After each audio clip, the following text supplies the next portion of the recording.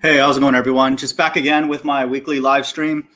Sorry for the later time. I just was playing golf a little bit later tee time than normal today, and just needed to push the time back. But just going to do my usual routine, talk a little bit about what I see going on with the flat earth debate and all that. Not that much to say, I guess, about it. It's kind of the same old stuff. Then I'm going to go through the final chapter in Baruch and go through Revelation 11 very quickly. Just give a quick sort of rundown on it. I've done videos on it, but again, I want to stress how important these words are. And I'm a kind of mathy, statistical person. For those people who think in terms of probabilities, it wouldn't be. It's the right thing for me to warn people based on my interpretation of it, which I believe is very, very sound. The only thing that I don't know, and no one knows except the Most High, is when these words will come true. But if the God of the Bible is real, these words will have to come true. And so, it's just my attempt at planting a seed that if these things start happening, when on our watch, we know ahead of hand, and that's an exciting thing. Just that alone, doesn't matter whether the events are good or bad or neutral. If God told us something tomorrow, like, hey, tomorrow you're going to go outside and, a leaf is going to land on your shoulder and you're going to walk for 3 steps, and then that ends up happening, that's an incredible thing, even though it doesn't affect our day in any tangible way.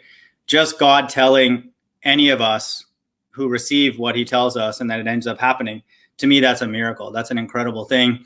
And that can only obviously happen with God directing that. So, if these words do indeed come true, not just in the book of Revelation, but the entire Bible, which obviously leads up and culminates into what the book of Revelation is prophesying, that's an exciting thing, that we would have known beforehand that that's God's plan, and then that affirms and reaffirms to many people that the God of the Bible is indeed the architect of this whole earth and the narrator, the executive director, producer, the everything. And that's an amazing thing that he would tell us the things that he's about to do. And then, that's just an amazing thing. This is an incredible mystery. This whole existence is mysterious in and of itself, but the fact that there's an entity out there that's able to somehow narrate the goings on of every entity, every object that's moving on earth. How do we even understand that? That should only lead any normal person into a place of worship. That's just what it is. And, hopefully we can come up with new ways to worship the God of the Bible. And there's plenty of new ways out there. That's just an incredible accomplishment. How can somebody do this? How does somebody create a world, put people in it, and then, make us seem like this is where we belong? That, to me, in and of itself, is one of the most incredible accomplishments of God. And that would have to be the case for those entities to be able to perform his will and his purpose. That in and of itself proves that God's will gets done no matter what, because we all go through our day-to-day, and I'm not saying this in a rude way, but we just assume that we're supposed to be here, and we are. So the times that I set aside on the weekend here, what I try and do is, what we're supposed to do is worship God for all that he's done, and he's not going to stop. That would not make sense that an entity this creative would stop being creative. And then the amazing thing is that if we can be a part of that and continue to be a character in whatever movie that he's producing going forward, that would be an incredible thing. And it's for a very, very select group. And, through these live streams and through our murmurings, we're petitioning God to be a part of, all the other things that he's already planned that he's going to do. That's an amazing thing. So I'm going to read Baruch, Revelation 11. Pretty much what I've already gone through, but I'll just go through it in a very succinct way because it's a unique interpretation in the sense that, no one else teaches it, but it's to me the most obvious and common sense interpretation. And if a person does not understand Revelation 11, they're going to be in a very, very difficult position understanding the whole book. I don't think they will be able to understand it. You have to have an opinion on it. And then the whole Bible really won't make sense, because I would say Revelation 11 is an incredible summary of pretty much the whole Bible. It's an amazing chapter. Amanda, good to see you. Mies Kang, what's up, man? Always pleasure to see you, man. Colin Dresser, what's up? Good to see you, buddy. So yeah, that's that. I didn't really go on too many hangouts. I went on one, like in particular with Pete Shea, just grabbing the mic, which is sad that somebody who's a truther does not have enough self-awareness to know that people are allowing him on those panels to essentially make fun of him. You know, that's kind of tragic that somebody does not have the ability to introspect enough to know that they're being used. People are pushing him into the quote spotlight so other people can laugh at him. And I don't know, he needs somebody close to him to be able to say that to him, but I don't think he'd listen anyway. But this is the world that we live in. Such an important truth like flat earth is being absolutely diluted and perverted from all different angles. And it's becoming very, very obvious. I've never known this, but I felt like internally I sort of sensed this growing up, because it was so taboo to talk about God. It just in my own home, because I grew up in a Hindu family, but even talking about Hindu gods was a little bit taboo and weird. They're like, you know, they would be like, why are you asking so many questions? I didn't really ask that many because I didn't care, but that vibe was there, you know? So I would say now it's becoming very, very clear that, and it's obvious that there is an anti-God vibration on earth, and it's tangible. Like I can like almost feel it everywhere I go. And it doesn't mean that I'm holier than thou. By no means. It means that people who do want to talk about God more, we need God more. That's why people like me, we want to talk about God, because we realize without God, I'm very apt to slip into a way that is against God, you know, and offensive to God. And I've done that for really my whole life. And so it's not, I don't want anybody to think that it's me perched on top of any kind of elevated status. When I talk about God all the time, it's because I know what life is like without God in my own life and around me. And then I see that everywhere. And so for people out there, don't ever feel like talking about God is taboo, or you're talking about God too much and all that. We can't talk about God enough in the days that we live in now. And then just be very aware, and it's probably obvious to a lot of people, there's an anti-God vibration in the truth movement, quote, truth movement. And so you're allowed to talk about anything, anywhere, except absolute truths. God exists. The earth is flat. The earth is not moving. God has a personality. God judges. God's involved in everything. All these kind of things that we kind of know now implicitly. You're not allowed to talk about those things. Everything else is fair game. You know, Satan's doing this and all that, you know, Satan versus Christ and all that. But the topic of the Most High, the creator, the originator of all of this and all of us is off limits. But I would say for me and people who are drawn to this channel, that's the only thing that's on limit. That's the only thing that interests me. And I would highly recommend other people be fascinated with that as well, because we're living in a time right now where there's two very distinct narratives forming, if it wasn't already for a lot of people, but very obvious. And that means that one of those two narratives were not authored by the other person. So there's another third party that's came up with those two streams, if you want to call it, like two narratives. And that's the Most High. You know, that's why I call my channel The Mind of God. Everybody here, Amanda, Mies, Colin, myself, we are ideas in the mind of God. At one point, that's where we existed. It was an idea. And then God wanted it to manifest. And then he wanted us to be outside of him and for us to have some amount of freedom like he does. And that's all God can create. God can only create things that he likes, that resemble him. You know, he's not looking to improve. You know how we have 10-step programs and all that. I'm not trivializing people recovering from different things, but God's not on a 12-step program to recovery. He's not working out every day, you know, trying to get abs and stuff like that. You know, that's not the way God is. God, whatever he does, whether we like it or not, is perfect. And it's brilliant. And so he now is allowing us to experience some element of who he is. He's creative, he's brilliant, and he's sovereign. And so our sovereignty is being removed every single day if that's not obvious to people. And so we are crying out to God, saying that, first of all, can you return his sovereignty on earth, and then our own, because we don't have any freedom, and it's being limited aggressively every single day, definitely intellectually. And with these quarantines and all that, you never know, it could be physically and it could be very soon. So this is the world that we live in. I just want people to know that take comfort in the teaching that I share here, because it's true that God is behind this, and so obviously we have to go and still interact with people and police a little bit, people around us and what they do, especially if they're harming others and harming us. But take all those major frustrations with God, because he's the one who made us.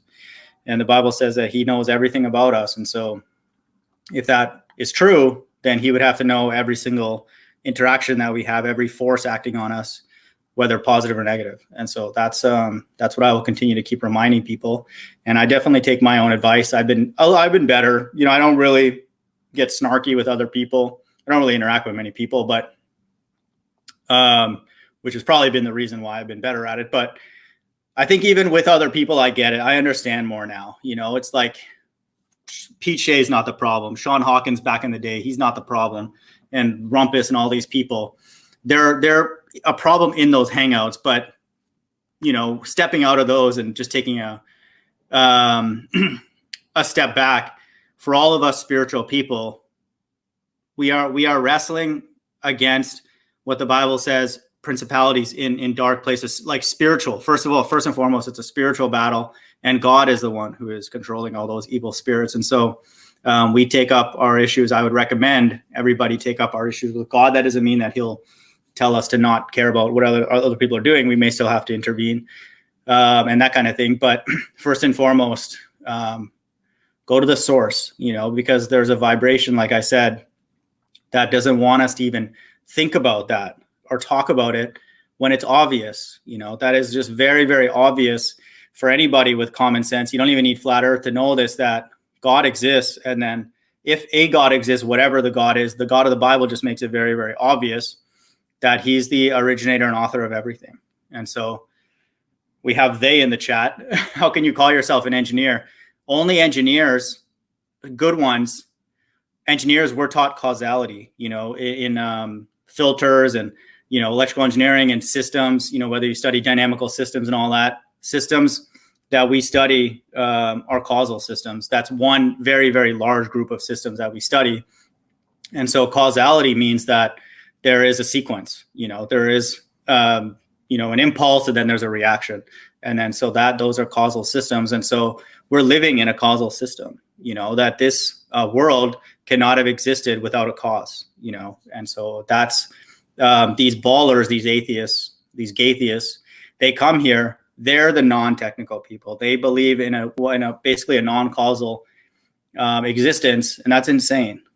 How does that even make any sense? How can anybody with any brain cells at all be taken seriously when they believe that our structure and us are an output of a random event? That doesn't make any sense. And so we know these people are completely out of their mind on many things. They believe light curves, which is insane. If we ask this guy or anybody to come and draw us a density gradient over the surface of a curved earth that allows rays to even curve for 1 mile, anybody would look at that and just be like, this is nonsense. So this is why the people that I interact with, technical people, they don't get back to me on topics like this. And to me, that's a compliment. That's them knowing that it's, we're right. And even this stuff with coronavirus, it's all the same thing. Once you mention it's a hoax, no one pursues it anymore, because there's such a weak foundation for the narratives that we're being fed from the ball earth, from the government, from whoever. They just disappear. They just run away because they have nothing to stand on. And so there's the one cool thing about the world that we live in now is that it's almost like a truth buffet. Like you can pretty much take something that you're thinking about, tinkering with, go and talk to groups of people, get a consensus, and then know that the truth is probably the opposite of that. That's really what it is right now. And then once you get deeper and deeper, you don't have to do that because we already know the answer. And I'm not saying that in an arrogant way, but I can mentally pretty much, I already know exactly what PJ is going to say. We already know what Rumpus is going to say. We know what Dean's going to say. We already like know their responses. We can almost think of the responses before they even give it to us. Fight the flat earth and all that kind of stuff. So whenever I post videos now, like we pretty much know the stance on both sides. And that's the cool thing about the world that we live in now. The scary thing is that a majority of the people are taking a stance that's crazy. Like, siding with the government narrative, which is, I don't even know what to say. Like it's tough because true, once the government or the news is lying about one thing, it's like, well, when does it stop? And then, the implications are very, very serious, not as serious maybe as the flat earth, but that's why people don't quote go there. But it's kind of ridiculous now, like the narrative that's being fed to us, the coronavirus is causing the economy, and then coronavirus, what does it have to do with what's its impact on the stock market? Doesn't that narrative in itself prove that we're run by Satanists? What kind of person, let's say I'm talking about somebody else, another group of people who are ill, and I get in front of a Fox News, CNN camera and I say, oh, okay, well, that's sad, and then, all that. But then I say, oh, well, what impact will this have on the stock market? That's completely insane. That's completely insensitive. No different than Kobe Bryant, quote, passing away, and then people be like, oh, well, the NBA economy revenue is going to go down, T-shirt sales are going to drop. Let's just say that were the case. That's completely insensitive. No normal group would ever do that, but they're doing that every day with the coronavirus narrative about the economy and the stock market. And so it's just, they're just outing themselves as just completely evil, and they don't care. I don't even know how to say this with a straight face. How can anybody expect the government would push any kind of narrative that is for the general well-being of a large group of people? Any government, like if anybody believes that, I don't even know what to say. That's scary.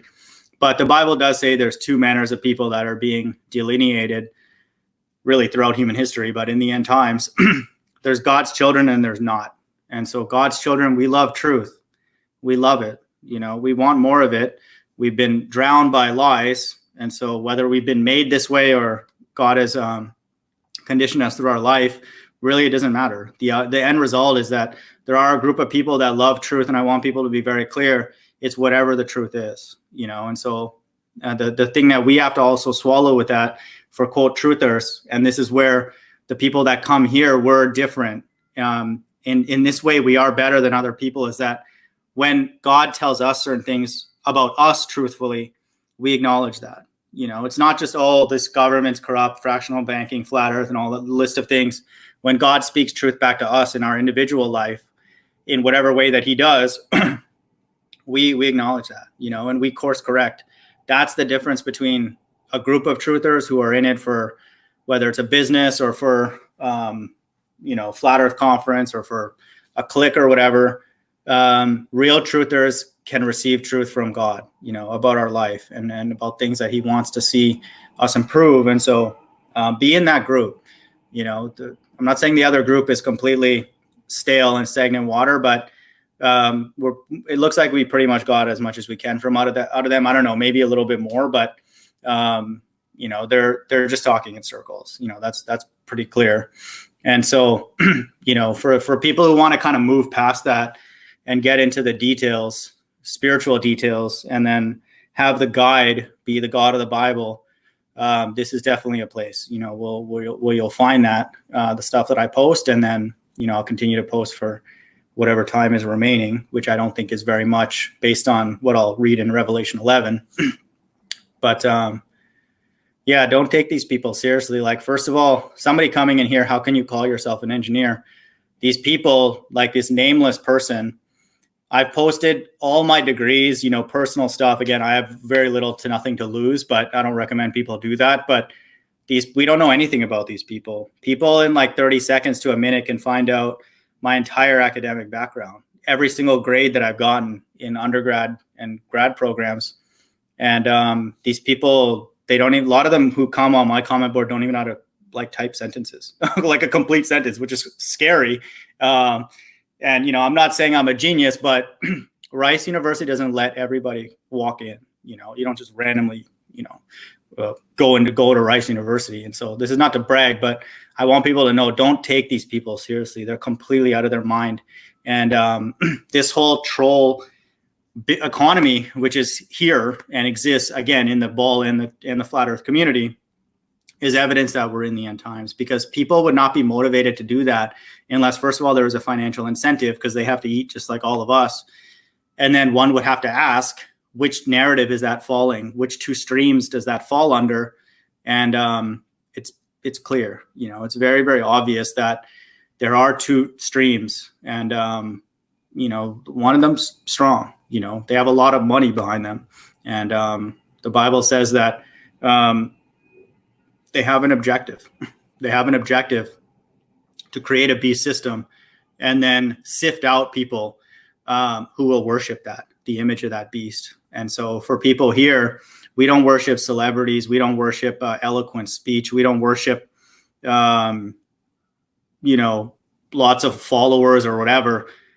We worship the God of the Bible, because he made a structure that's massive, put people on it, gave us the freedom to think that we're free, even though we're not fully, and has a plan for us, and really all of humanity. And so that's the only thing that's worth worshiping. And then even if that were not enough, that entity came into this system and tried to really reunite us with him, and we all collectively killed him, whether we were in that time period or not. And so that's also worthy of worship, because he suffered that and still asked people to be forgiven. So those are the things that are worthy of worship, and that will never change, And so that's a very, very good level. And then all these other things are not impressive.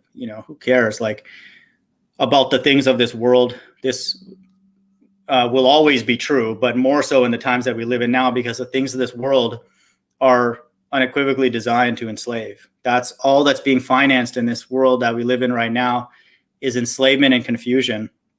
And people on the flat earth side, like PJ and others, they're on that payroll, whether they're being paid or not. They're that only allowed to bring confusion.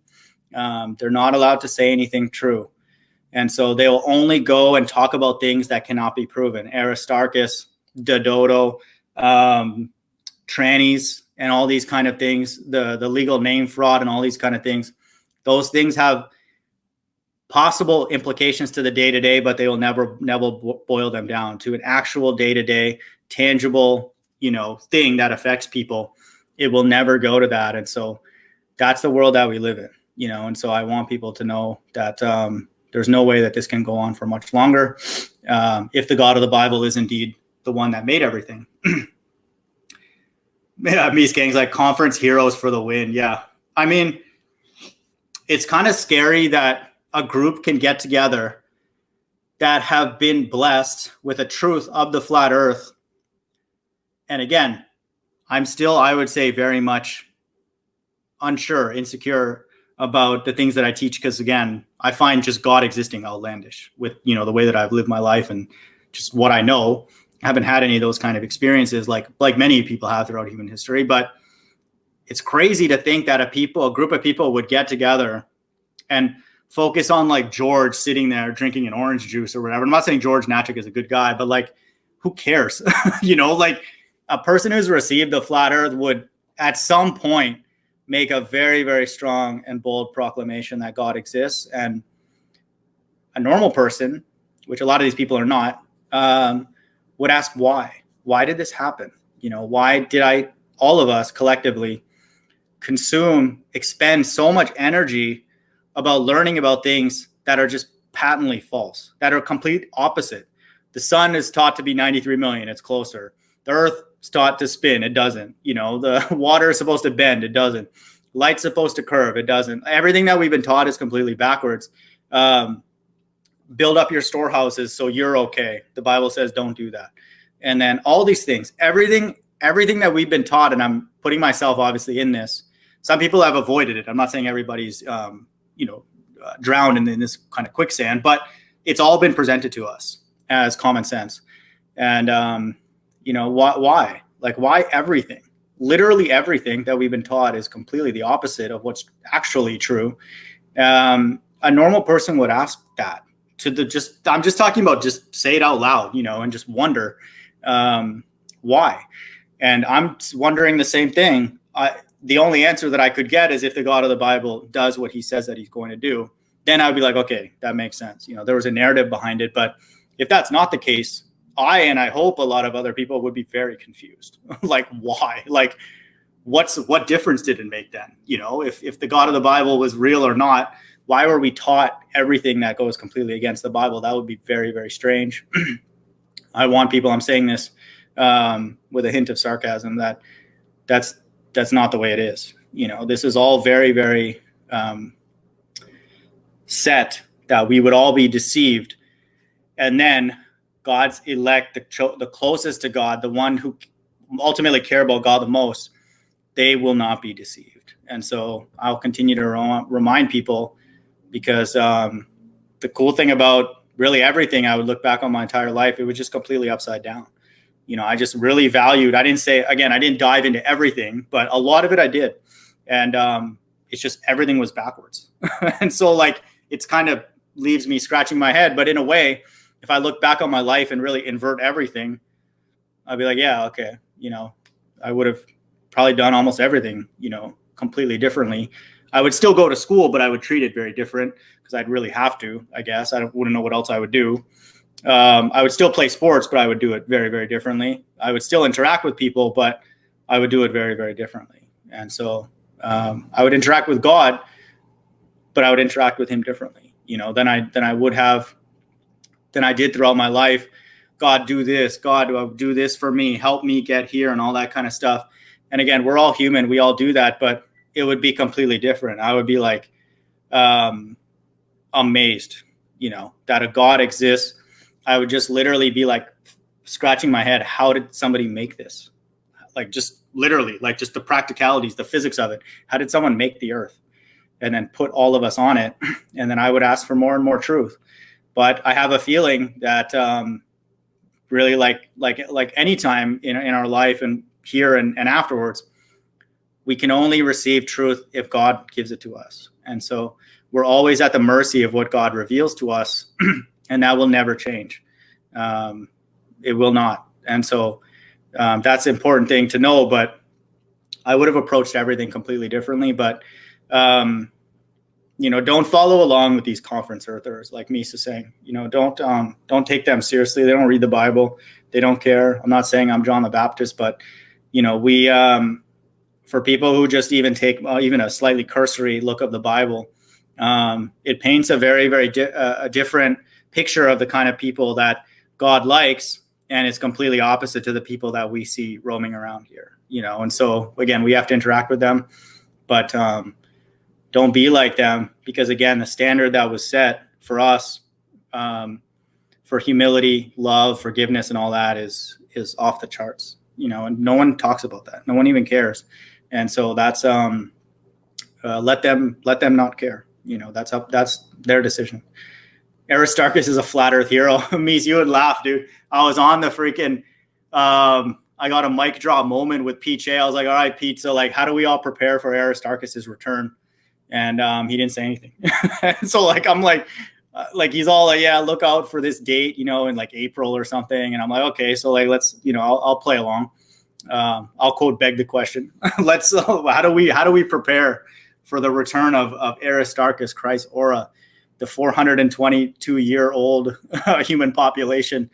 Everything about not just Pete, but everybody take credit away from God. God has, look at the history of the amount of people God has put on earth. Pete takes it away. Oh no, he only 422 years. No, he didn't die on the cross. No, he didn't really exist. It's all just spiritual. It's all symbolic and all that. So Pete's coming after the Bible literalists, but the reality is very, very few people are Bible literalists. Very few people. I am a Bible literalist, and then so he points them as the enemy, but really he's really should be angry at people who are Bible non-literalists, like the quote Bible literalists, like Paula and all them. They don't take the Bible literally. They don't take Sodom and Gomorrah literally and then look for that replica really in the times that we live in now. When Jesus says that's John the Baptist, they don't take that literally. And I do, because why would I go against what Jesus says directly? And the Spirit tells us these things. And so Pete is just confused. Yeah, he has no idea like what's going on. And again, I just use him as an extreme example, but he's just on the extreme end of people who are quote flat earthers, but just dip their toes in the Bible, And I would just say, again, I did this throughout my entire life, literally until flat earth and really the last couple of years. So I'm not saying that it's outlandish that people do this.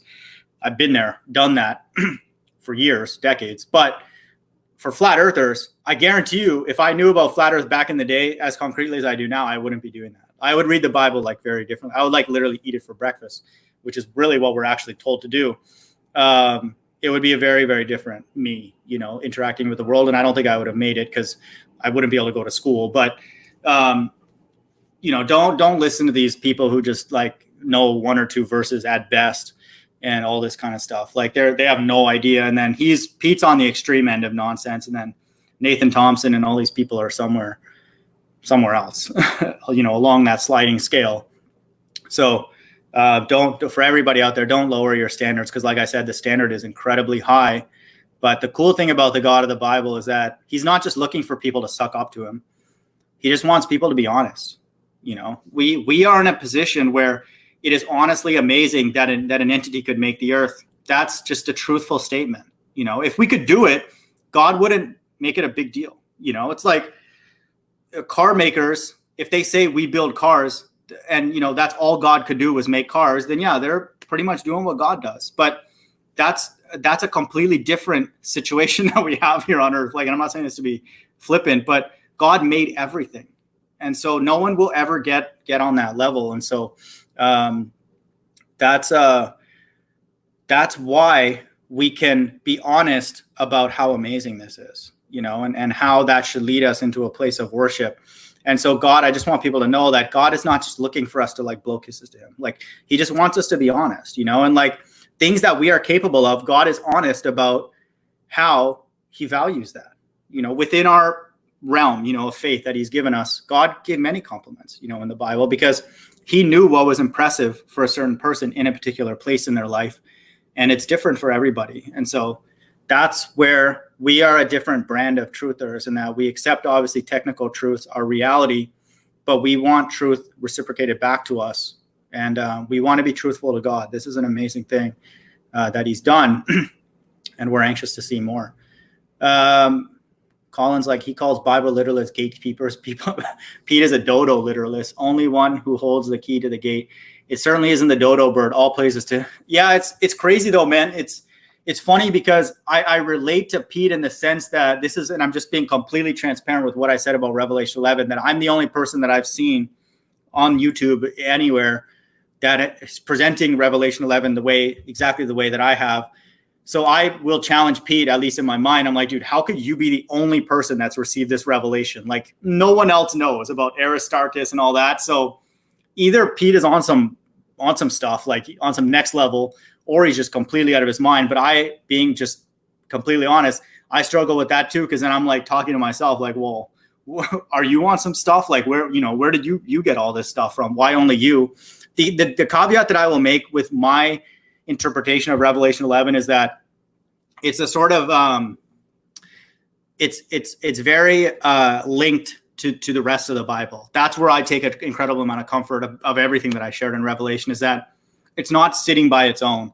Other people will agree with certain points, underpinning points of my interpretation, but they will not agree with how it's brought together and then the timeline. But so that's to me a very, very better. I'm much more comfortable being in that position, because just like any other technical book, when I read books in college and stuff, if I learned one thing and then it matched up with something earlier and then those ideas linked, it was like a powerful, thread in my mind. I was like, whoa, okay, I kind of get it now. It makes sense. All this stuff is all kind of working together, whatever, information theory, control theory, all those kind of things that we learned. But it's the same with the Bible. Like I examine the Bible and take stuff away from it, and I want to feel as comfortable with that just as like any other textbook. And so, Pete's obviously not reading out of any book, getting that stuff. But I just want people to know I sometimes do, I'm self-conscious about that. But I can't change it, and again, this stuff, just the Bible is not really that popular for people who want to dig into it, and stuff. But again, I would highly recommend people do, because it's going to become very, very, if our world's not scripted enough, I think it's going to start matching the Bible, pretty exact soon. Tell me if you have understanding, where were you when the foundations of the earth were set, and who stretched the line? Yeah, exactly. I mean, that's a humbling thing. It's so hard to believe that it's almost tempting to not believe, to just believe that, that the Big Bang did it, and then just, carry on, being a slave or whatever. Like, it's so tempting to just believe that. But yeah, that is, they will not give credit. Fundamentally, God's left-hand side will not give credit to God for anything. That's not their job. It's our job. So people on God's right-hand side, we hope that we're on God's right-hand side. We give God credit for everything. We give God credit for forgiving us if we're on his right-hand side, because we didn't do that. And so we would also give him credit for taking our life and then redeeming it into something else. Only he can do that. And God made everything. And so we give him credit for everything. So we take what's on our plate, but I think a lot of us will be surprised. A lot of times we put more on our plate than even God feels is fair. So just keep that in mind. Let your yays be yay and nays be no. Yeah, exactly. That's why Jesus is a brilliant, obviously, he's brilliant. Psychology. His understanding in psychology is amazing, because he knows, he's not saying that so much like about the people that are around him, because they would be obviously very, very, righteous, trustworthy people. But he also wants us to know that when somebody else doesn't just make a yes, yes, and a no, no, we sense their vibrations off. So when Jesus tells us all these things for us to do, obviously we need to do them, but it's also for us to get an understanding of other people's vibration. When people just don't say stuff plainly, they talk in circles, they make up a whole bunch of stories and all that, like the ballers do, atheists do. That's Jesus telling us that vibration is not from me.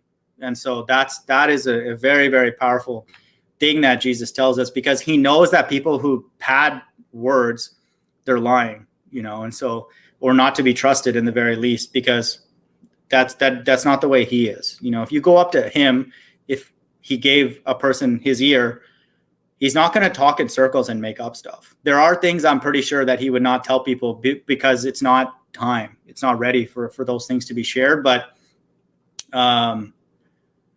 he's not like that. He obviously takes his own advice, because he wants us to be tuned to his vibration. And for those who read that verse and all the other ones, the advice that he gives people, love the poor, take care of the widows, be honest, be forgiving. All those things allow us, think of it as a more clearer channel connection for God to speak to us. Because then if we do those things, our vibration becomes more aligned with his. And so all these other quote frequencies, all these other things going on around us, we can then filter those through God and through the way Christ is. And that's what's going on in the world right now. That's really why I would say one of the many reasons why this is going on is for God to bombard us with all these different other vibrations and frequencies. But, for those who stay close to the God of the Bible, we hear his voice loud and clear. Pete is a good guy. I feel like he's extremely confused and just believes what he believes. Hopefully he will come around as a movement. Yeah. I mean, there's element of the only times that I really would say that he's a decent person is when he talks about his son, and he doesn't talk about him very often, that part is that's the part that I think is incredible about really anybody as a human being. They can be as antichrist as they want, but when it comes to things that are close to them, whether it be a family member, sometimes even a material possession and all that, that's the real person. The child comes out. And that's the only sort of glimmer that I give. But everything else that he says is antichrist. He is a Satanist, card-carrying member of the Satanic Church. He once made a blasphemous statement that how could Jesus pull 100 loaves, thousands loaves out of his arse? No one talks like that, about Christ. And so I posted a video about Cat Williams. And if you watch that entire sermon, quote sermon, a comedic sermon, it is all blasphemies against God and all of God's children. And so I only posted that just to show kind of an extreme example, but that is a Satanist, that does that. No one would ever speak disrespectfully about God and his prophets and Jesus Christ and all that. That's crazy. Pete would never say something like that in the presence of Donald Trump, who's an flamboyant Satanist. So all these people are tough. We have a lot of tough guys when it comes to a God that hasn't presented himself to the earth yet in visible form. Jaron is one of those tough guys. We have a lot of tough guys, but I want people to know, don't be that. That's not for us. That's for them. Go let God deal with them and make a fool of them. And God is basically smitten P, which is madness. He's just completely out of his mind. And that's where it's at. But I get your statement, and I think a lot of people would, because who else would be motivated to talk about truth, quote truth, all that, and all that, if they didn't have some glimmer of truth. But I want people to know that a lot of people on the left-hand side, they're not like hardcore evil. They're not just going out and just killing everybody randomly. Like, just to use like athletes and stuff, they're not like doing any harm, at least that we can see. But they will not go against the government system. So they're antichrist. Jesus says, anybody that's not for me is against me. And so it's very clear that Pete is against the God of the Bible. He will never worship a black Jesus. He never will, under no circumstances. He makes fun of people in between the lines, Sean G and others like that. He makes a lot of like racial slurs. And so like he will not worship a black God. And that is antichrist. That is not allowed. That's not allowed, and so that's not, like I said, that's not the vibration. God has made worshiping him difficult for certain people and very easy for another group. For us, we have no issues with the way God looks or anything like that. There's no resistance, because we are amazed again by what he's done and his character. He will not do that, and that's just one of the many, many things that he violates. That is insane to think that it would be a big deal for Jesus to feed 5,000 people when he's fed all of humanity all the time. Everybody that eats every day is because God has allowed that food to enter their mouth. So why would it be a big deal for God to feed 5,000 people right in front of him? That's trivial. And so that's, again, these people don't understand that Jesus Christ was involved in a sort of co-creation with the Most High and made everything. And so that's trivial for him. And he even told this to the Pharisees. He's like, what difference is it if I heal or if I forgive sin? It's the same thing. And so, again, these people are against God. And yes, do we hope that everybody comes into the fold? Yes, but they won't. A lot of them won't. This message that I share here is for very, very, very few people. And God has made it that way. It's only for those of us who cling to his every word like it's the last thing.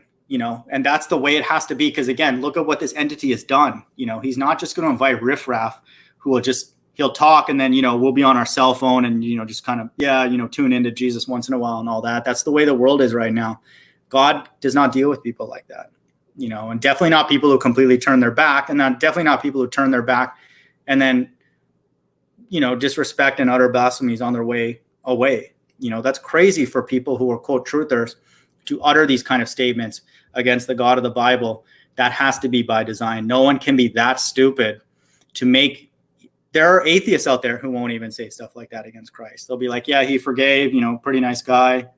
For the most part, no issues with him. All that. Why would a truther talk about stuff like that? So, let's call a spade a spade. These people are completely lost. And it's not our job to go find them. And, the Bible says in many places, do not rejoice. Do not spend too much time really at all thinking about the destruction of other people. Think about the joy of salvation. Think about how God's precious will be rescued. And hopefully we're a part of that group, and we'll read that in Baruch. So don't worry about these people, and so don't take them seriously. There's a human element to him I am drawn to. It's his BS. Yeah, I just want people to understand these are people's jobs. This is his job, Pete's job, and I've tested this in many interactions. Whenever I start saying something too true, they'll back off. You know, he won't go there, and then he'll interrupt and, oh, why are you keep talking about curving light rays? All these Bible literalists who start talking random stuff about Bible literalism when we're talking about curving light rays. And so I know through my field work that his job is to confuse. And so it's the same with these flat earth channels. Their job is to keep the discussion going. You know, it'll be slow, and then sometimes it'll pick up, so it'll be slow, but their job is to keep the conversation going. And so I want people to be aware, take a step outside of that, and then my channel will help, is that we look at things here from God's vantage point, looking down. And so everybody has a job to do. I just want people, don't do stupid jobs. Don't take up an offer from Satan to do something dumb. And a dumb offer that he's giving a lot of people is to still support the system. Again, we have to be a part of it, just like Christ was a part of it. But Christ did not use his structural fortitude to keep a system in place that he knew was going to be destroyed, that he himself was destroying it through his very presence here on earth. And so don't do that in the times that we live in now. These people, their job is to keep this system for us to take it seriously, you know. And so that's a bad idea, a bad proposition that Satan is offering people every day. And these people have accepted, you know, for sure. And so for those few people who have common sense, don't do that. All right. So I'm going to, I'll read Revelation 11, and then Baruch is a very, very short chapter this week. And so it won't take long. And then if anybody's around and wants to join, more than welcome. All right, Revelation 11. Again, I want people to be very aware that really everything in Revelation needs to go into two buckets. Three, I guess, technically. In the past, now, or in the future. And so that'll affect a person's, again, ability to interpret the entire book. To me, there's absolutely no doubt that this has not happened yet. And so if anybody has a different opinion, I'd be more than happy to hear it. But there's nothing in this verse that anybody can cite in human history that has occurred. So Revelation 11 reads, "And there was given me a reed like unto a rod, and the angel stood, saying, Rise and measure the temple of God and the altar and them that worship therein." And so there's already a group, and we'll see that this temple is in the heavens, and them that worship therein. And so there's already a group in that temple, and so that's God's elect. "But the court which is without the temple, leave out and measure it not, for it is given unto the Gentiles, and the holy city they shall tread under foot 42 months. So everything that is outside of that temple, everything that is called outside of heaven, the Bible is saying here that it will be trampled for a period of 42 months. And so now the clock is ticking. And so from 11 verse 1 to 11 verse 2, once the elect are taken away, the clock is ticking. You know, then Christ is very, very close to establishing his the kingdom of heaven here on earth. And I will gather power unto my two witnesses. And I will give power unto my two witnesses, and they shall prophesy 1,260 days, clothed in sackcloth. I want people to understand everything that we've read throughout the Bible, everything, Moses, Elijah, even Christ himself, everybody, they have been fueled by the Most High. Everything that has been done, God is doing that. And so it says here, and I will give power unto my two witnesses. And so the power that they're going to receive is coming from God alone. So the Hebrews who believe that they're the two witnesses, this should be laughable. Anybody who has made any kind of reference to themselves being the two witnesses and not demonstrating this power that I'm about to read, we can just dismiss them as actors. They're completely out of their mind. And so I want people to be very, very aware. If God is going to give power to anything or to people or groups, this isn't a major event. And so it's saying that these two witnesses are going to get power from God. So what are they going to get power to do? Do cartwheels, somersaults? God doesn't give power for people to become, circus performers. We're going to see the power that he's giving them, and it's very, very serious. Verse 4, "These are the two olive trees and the two candlesticks standing before the God of the earth. And if any man will hurt them, fire proceedeth out of their mouth and devoureth their enemies. And if any man will hurt them, he must in this manner be killed." So they're going to have a circle of protection around them. Why? Because people will hate these two people. So what kind of time period are we living in where if God gives two people power, everybody around them is going to try and kill them? And so these are the last days. "These have power to shut heaven, that it rain not in the days of their prophecy, and have power over waters to turn them to blood, and to smite the earth with all plagues as often as they will. So these two individuals who are John the Baptist or Elijah and Moses, God is essentially giving them full dominion over the earth for this time. And so they've deserved it. These are the people that are closest to God. They have been pruned and conditioned. They've done these things before. So it's not new to them, but they will be persecuted. And so this power is very, very real. This has not happened yet in human history. And when they shall have finished their testimony, the beast that ascendeth out of the bottomless pit shall make war against them and shall overcome them and kill them. This should obviously be another clue that it hasn't happened yet. It's in the end times. It could not have been in the human history because this beast is here. This mark of the beast, this cold beast system and all that. It's flourishing now, in the end times with all these corporations and government alphabet soup groups, 501c3, the Christian church, really every religious group. And their dead bodies shall lie in the streets of the great city. So notice here it says the great city, and above it says the holy city. And so the holy city is the part that is in the Middle East, and so that is the final amount that the Middle East, God's place, Jerusalem, will be trampled. So there's a time limit. So this is a different place that they're describing. And their dead bodies shall lie in the street of the great city.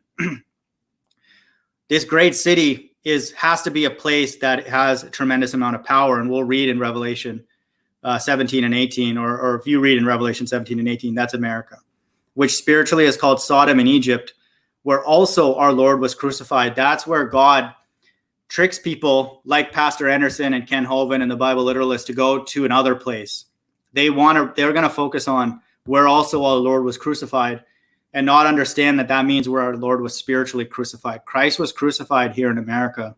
The white image of Christ is a form of crucifixion of him. The abortions, like life is being killed here.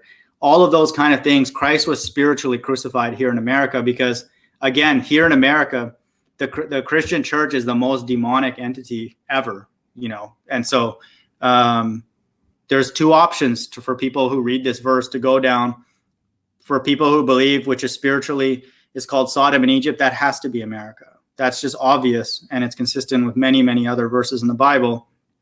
So don't get led astray. That it's important, and there's a reason why it says which spiritually is called Sodom and Egypt. That's giving us a clue that we have to be spiritual, and guess which spirit is giving us the ability to interpret that? It's the same one in verse 3, and I will give power unto my two witnesses. God gives power, wisdom, understanding, and all that kind of stuff. So for people out there, use common sense. This is referring to America. There will be two dark-skinned people. One of them will be Moses. The other one will be John the Baptist, who will be doing this. And they'll have a tremendous amount of power. So don't be surprised if we see that. These have power to shut heaven. Oh, sorry. I already read that. And their dead bodies shall lie in the street of the great city, which spiritually is called Sodom and Egypt, where also our Lord was crucified. And they of the people and kindreds and tongues and nations shall see their dead bodies 3 days and a half, and shall not suffer their dead bodies to be put in graves. They hate these people. They just hate them. The whole world collectively hates. So God has taken his power and authority and infused it into these two people. So temporarily, the entire world hates them. And so eventually, once their prophesying is done, then the whole world will collectively hate God himself. And so they are essentially God's representatives on earth, the God of the Bible. And it just shows that the whole world will hate truth. So they won't even, bury them. They'll just whatever, leave them out there. And again, this is Bible prophecy because the Bible says here that God will take them away. And so everything is for God's plan, even if it's very gruesome. And they that dwell upon the earth shall rejoice over them and make merry and shall send gifts one to another. So there's still going to be commerce, like Amazon, shipping products and people, being able to mail things. This is still needed, to happen even after these people are killed. And so the world will still seem somewhat, quote, normal. It pretty much has to be because no one would live here if everything was just completely chaotic and there was no food or nothing, and all that. So the quote end times, and this is very, very deep in the end times, pretty much at the end of it, they'll still be able to move things around. And it says here, and they that dwell upon the earth shall rejoice over them and make merry, and shall send gifts one to another, because these two prophets tormented them that dwell on the whole earth.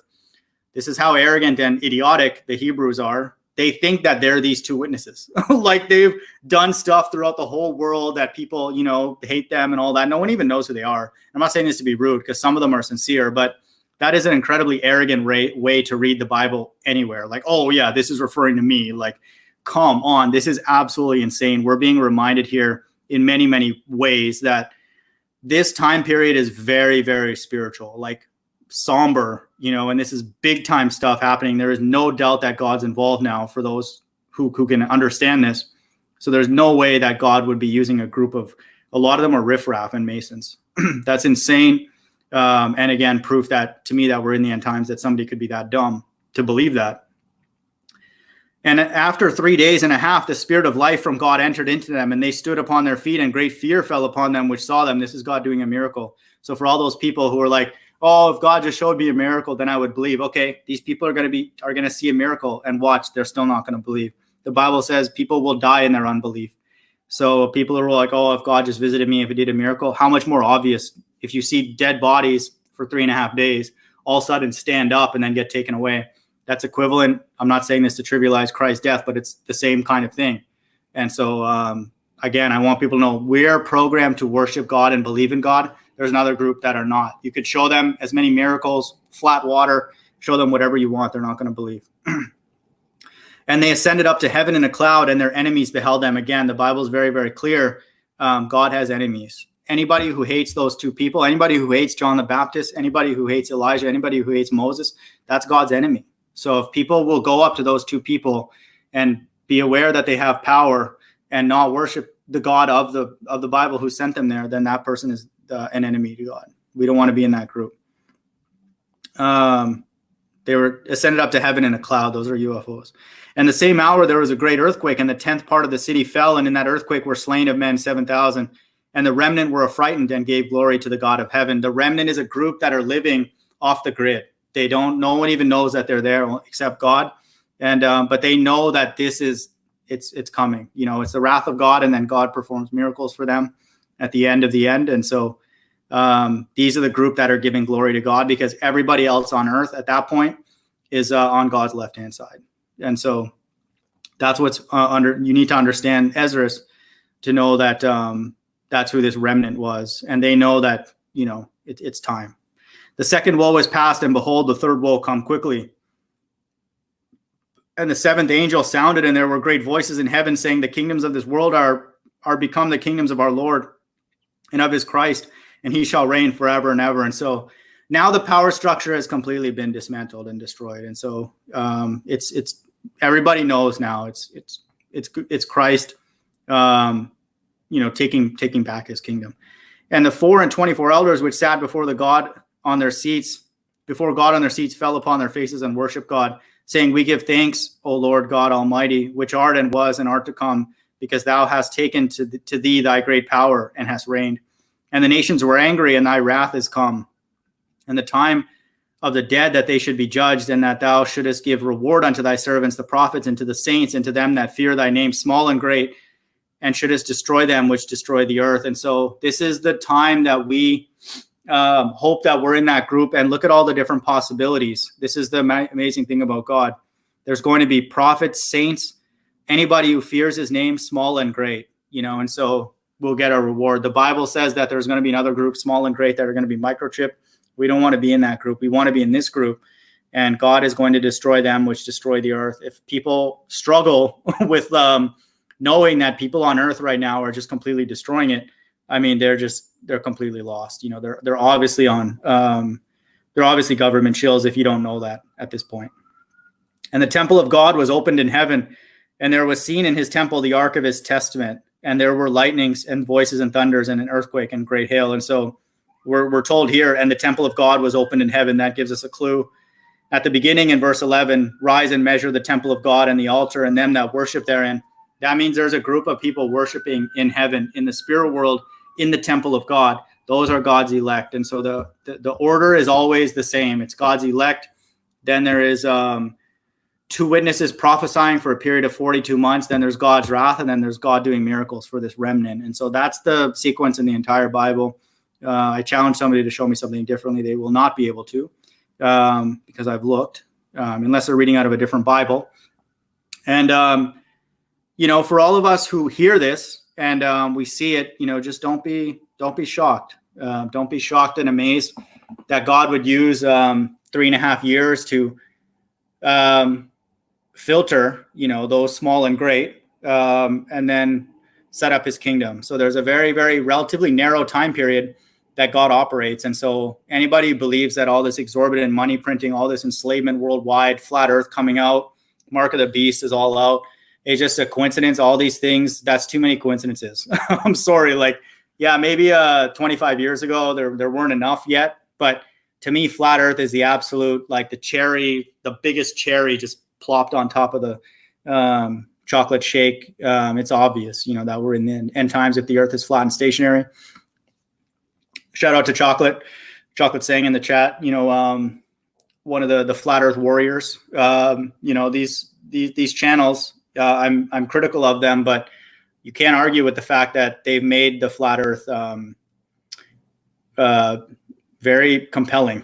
I don't know what else to say. If you watch some of these channels, even a few of them, for a couple of days and you don't kind of scratch your head, there's something wrong with your head. For people who are subscribed to Oakley, Ranty, Red Pill's older stuff, Chris Berry and all that, there should be plenty of seeds of doubt of the ball earth, if you're honest with yourself. Thanks for stopping by, man. So that's Revelation 11. I want people to be very aware that this hasn't happened yet. And so it has to happen at some point for the Bible to be true. I'll read the Lord's Prayer and then I'll read Baruch. And then, if people want to jump on, I just left the link below in the description. Matthew 6:9-15 reads, "After this manner, therefore, pray, our Father which art in heaven, hallowed be thy name. Thy kingdom come, thy will be done in earth as it is in heaven. Give us this day our daily bread, and forgive us our debts as we forgive our debtors. And lead us not into temptation, but deliver us from evil." God is the only entity that can deliver us from evil because he made the evil on the macro level. Coronavirus, mark of the beast, fractional reserve banking, enslavement. Our own human body subjects us to some amount of evil. We ask God to deliver us from that every day. "For thine is the kingdom and the power and the glory forever. Amen." It's God's kingdom. No one can invite themselves into God's kingdom without God giving that invitation and then that person accepting on the grounds that God has set. No liar, no fornicator, no adulterer, all these things, those people are not allowed in. And so that's why we have to do what we can to rid ourselves of all those sins and ask God to help us with that. "For if ye forgive men their trespasses, your heavenly Father will also forgive you. But if ye forgive not men their trespasses, neither will your Father forgive your trespasses." I would say it's a very, very good time to forgive people.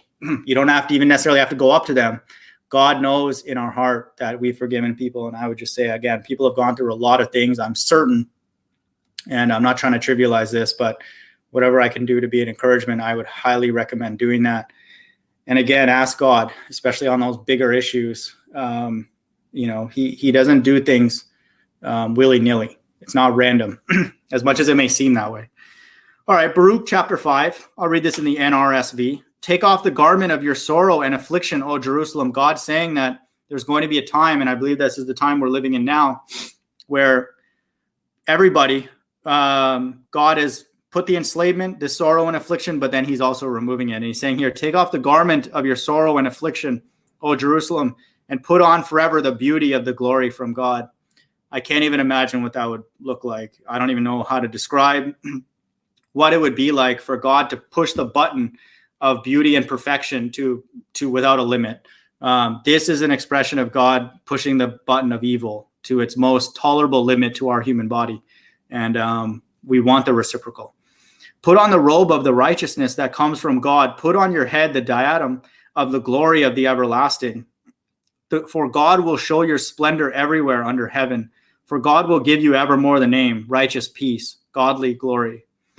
everywhere that God exists, even if it's in a midst of chaos, peace has to exist within our soul. That's just a fact. And it's something to ask God for, especially in the days that we live in.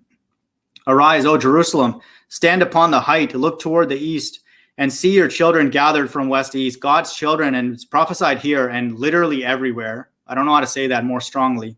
Literally everywhere in the Bible, God's children are scattered in every nation, every corner of earth. And like I said earlier in Revelation 11, there's a group that we don't even know exists. We don't even know what they look like. Who knows, what the remnant look like, and that kind of thing. And so God's children are literally physically everywhere on earth.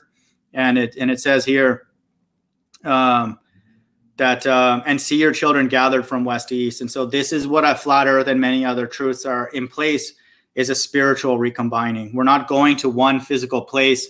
If God is collecting us as his children, we are being recombined in this day, is what the Bible says, in spirit and in truth. And so that's why truth is incredibly important. And the word of the Holy One, rejoicing that God has remembered them. And so this is what the Bible says, that the affliction will be a limit. And this is obviously like parabolic in the sense that God doesn't like forget things, but it's his way of telling us that at some point the time will be up. Like it says, take off your garment of sorrow and affliction.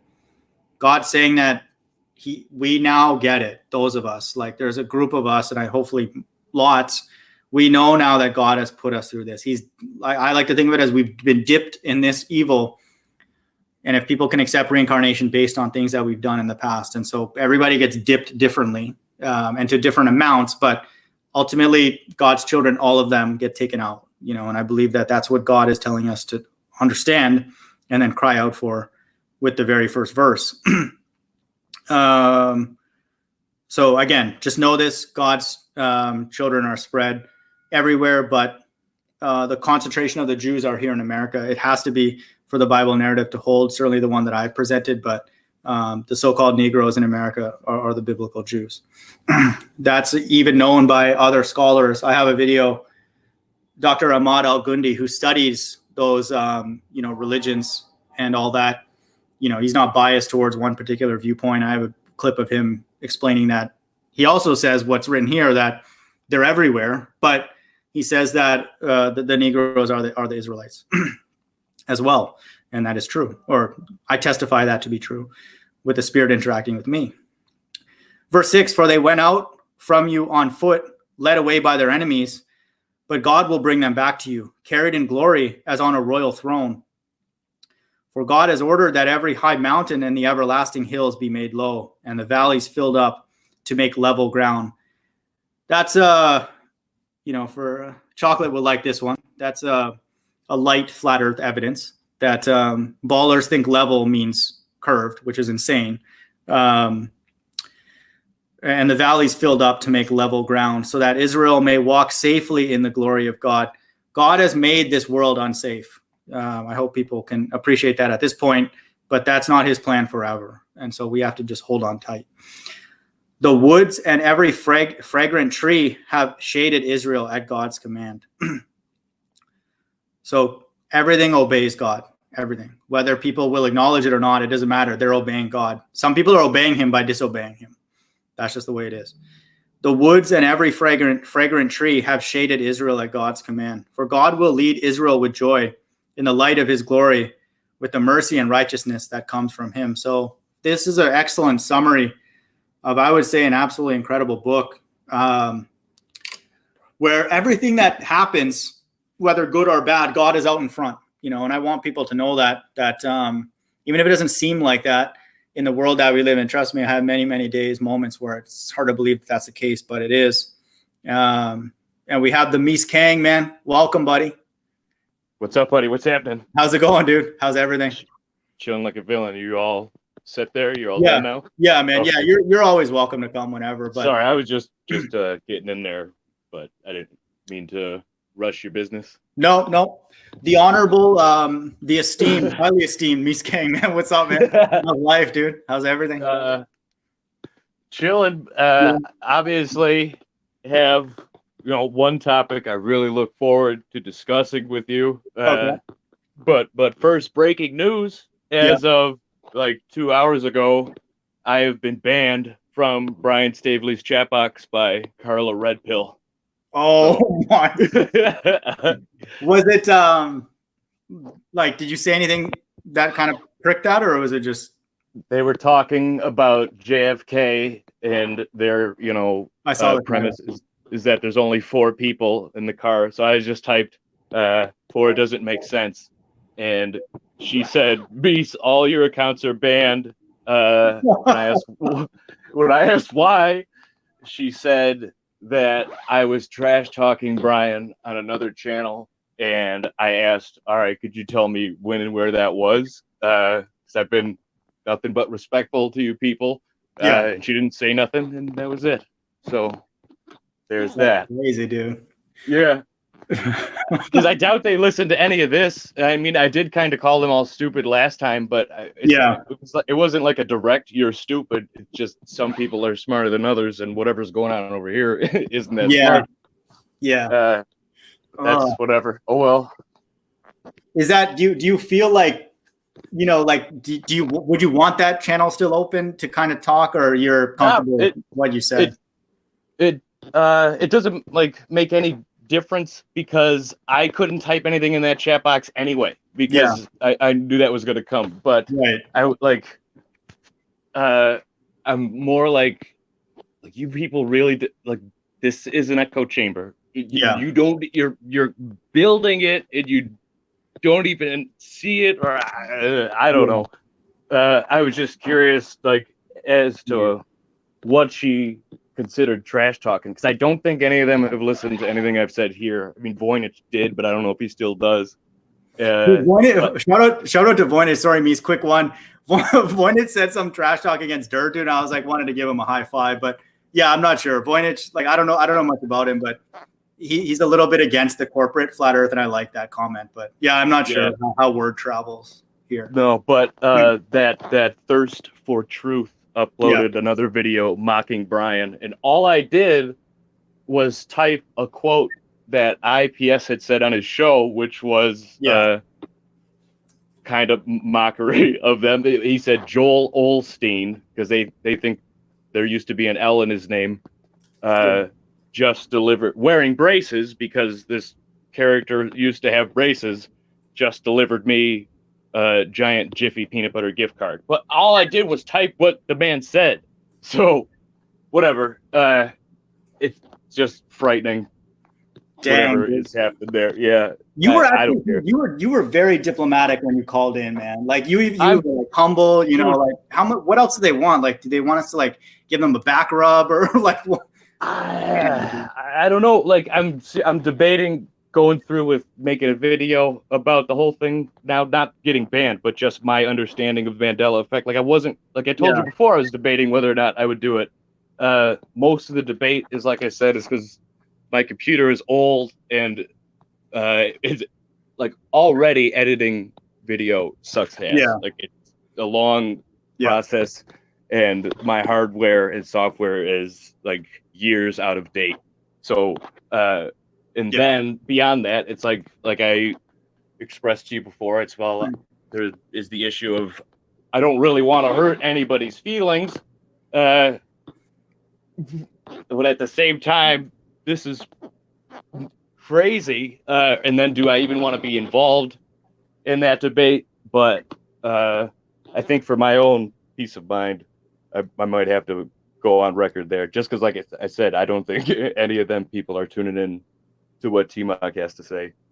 No, we're a little whisper, but I do think word travels, and it's kind of it's not even necessarily that people would tune into maybe you and I talk for a few hours, which again I enjoy, but just from and you can have I don't even, that's why I don't even put the full name in the label of the videos, just because sometimes people will just read hey, this person was on this person's thing, and then they'll know that they're kind of on the same team. So sometimes it's guilty by association. I apologize for anybody who even comes by here, and I understand why it's a bit awkward, because I do freely speak out against certain high priests in the flat earth, I just, me personally, and certain personalities, I would say me and I are somewhat similar. It's like, if we don't speak up, I feel like I'm like contributing to someone else just falling, and being like going through the same mistakes I made, or, making For real. It's bad. Like, So. I get the impression that, Brian is a normal person. Like, he's not a CIA agent or, some whack. Like, I get the feeling that this is just a normal person who's gone astray. And then, like I've told you, where I was when I first came into this stuff, like, I was doing the same wacky shit. I was running around with a bullhorn and putting flyers up everywhere, and like constantly being like, come on, why won't the people just understand what's the problem? And just no self-awareness of my delivery, or even then, like there were times where I knew what I was doing was appear to regular people as completely insane, but I was hoping, that the information would get through and then they'd understand why I did what I did. But I have a question about that, man, that you bring that up. Like, was there a trigger that helped you flick the switch about the financial piece because you were, I would say, ahead of the curve, because I didn't know any of that, till recently. Like, what talking about like the banks and whatnot, the Federal Reserve? Okay, yeah, was it like the 2008 thing, or was it something specific that tipped you off, like, dude, this is a scam, or just the money system itself? Or like I saw loose change in like 2005. Like I said, I was 17 and graduating high school. So when I saw the video, I was pissed off, and like I fully believed, like, holy crap, like our government did that. But I had not been exposed to anything like this at all, so I didn't know what to do with that. And like, I was just graduating, and am I going to college or going to the Marines so I just put it away. In 2010, the BP oil spill happened. Yes. And I was in a bunch of Facebook groups that were talking about it, and somebody in there said something that made me think about, I remember seeing Alex Jones with a bullhorn screaming at a building, 9/11 was an inside job. I was like, I wonder what that guy thinks about the oil spill. Like, and I had to think about, like, what was his name? What was that guy's name? Right. And like, it came to me, and then I typed it into YouTube, saw that he had a show, and, immediately began my worshipful listening to him. Yeah. And somewhere in there, he obviously talked about Ron Paul and the Federal Reserve, and then that took me to the documentary Money Masters by that dude, Bill Still, I think his name is. Right on. You know what I'm talking about? Have you seen that? It was made in like, it's like 4 hours. Those two that you referenced, the Loose Change and this one, I got to check those out. I haven't heard of those, so that's cool. You haven't seen Loose Change? No, but it's about the man. Yeah. Loose Change was 9/11. Sorry. Okay, got it. Yeah. So I saw that, so that was my exposure to. There's definitely something more than this is just a system where any man can enter politics and affect the way. So yeah. But so the foundation was there. It was just dormant because I didn't know what to do with that. And then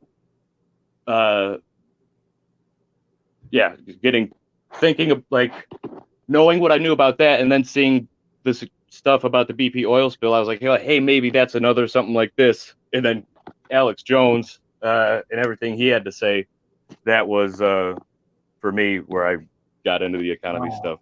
Money Masters is good. It was like made in like 96, but it's right up your alley. It's your like level of stuff. Like it's really hard for a regular person to sit and watch because it's dry. Yeah, but the information's good.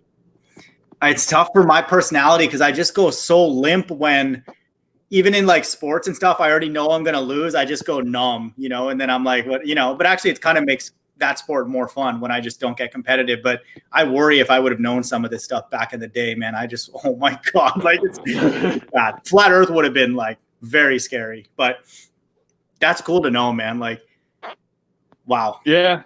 I mean, obviously I didn't know what to do with it, and it led me walking up and down the street in a top hat with a bullhorn, thinking that would actually make a difference. So whatever. You didn't go to the school playgrounds though, me. So I give you mad props for that. That is exactly what I was about to ask you about. Can we please talk about this moron? Man, Red Pill is endorsing this. I don't know how to feel about this. Yeah, I don't know, man. I'll let you go, man. I'm curious to know what I have my theory on it. Oh man, I don't care what you're talking about. You can't roll up on a school playground being like, "Oh, the sky is blue, yeah, grass is green," and not expect people to freak out. Yeah, that is on you. And again, biblical narrative. Let's put that completely aside and just think it's just meat. Evolution is true. It's just people, and we're fighting for control of this system. Yeah. This is not a good look for flat Earth at all. Like you are, if we're just talking about politics and the media and the way they present things, you are just handing it to them, not just to make everybody look like shit, but just asking them to label you and everybody else involved as mentally ill. You're just giving it to them. Yeah. And then to defend it and go back to the same school, and like I see kind of where Red Pill is going. Like he's treating it as more like a First Amendment audit kind of thing. Yeah. At least that's the vibe. I don't want to put words in his mouth, but the stuff he was typing in the chat, that's where it was leading me to think, about. But because then they're like, well, he's on a sidewalk and it's just a sign, and, but like, all right, if because the guy with the sign was starting to say like, I'm just out here to get the truth to people, to just turn them on to God and just that. All right, well, why haven't you been regularly standing at this school with a sign that says God is real and Jesus is real? Like, why all of a sudden does it have to just be flat Earth? And no, dude, you're not out there at a school just to spread the truth. You're out there to provoke something and try and get it on film to put it on YouTube. Let's be real. That's what you're doing. 100%. And then, like, for the playing it with the legal on paper First Amendment angle, that I think Red Pill's taking it. Okay, I get that, but then we are using the same shitty tactics as those that we are claiming to be fighting against. And like, what's the point of doing that? What, like, all right, flat Earth wins by using these tactics, and then all we have is a flat Earth world order. It's just the same shit. You understand what I'm saying? Mies, we're the army, man. You know that, right? Dude.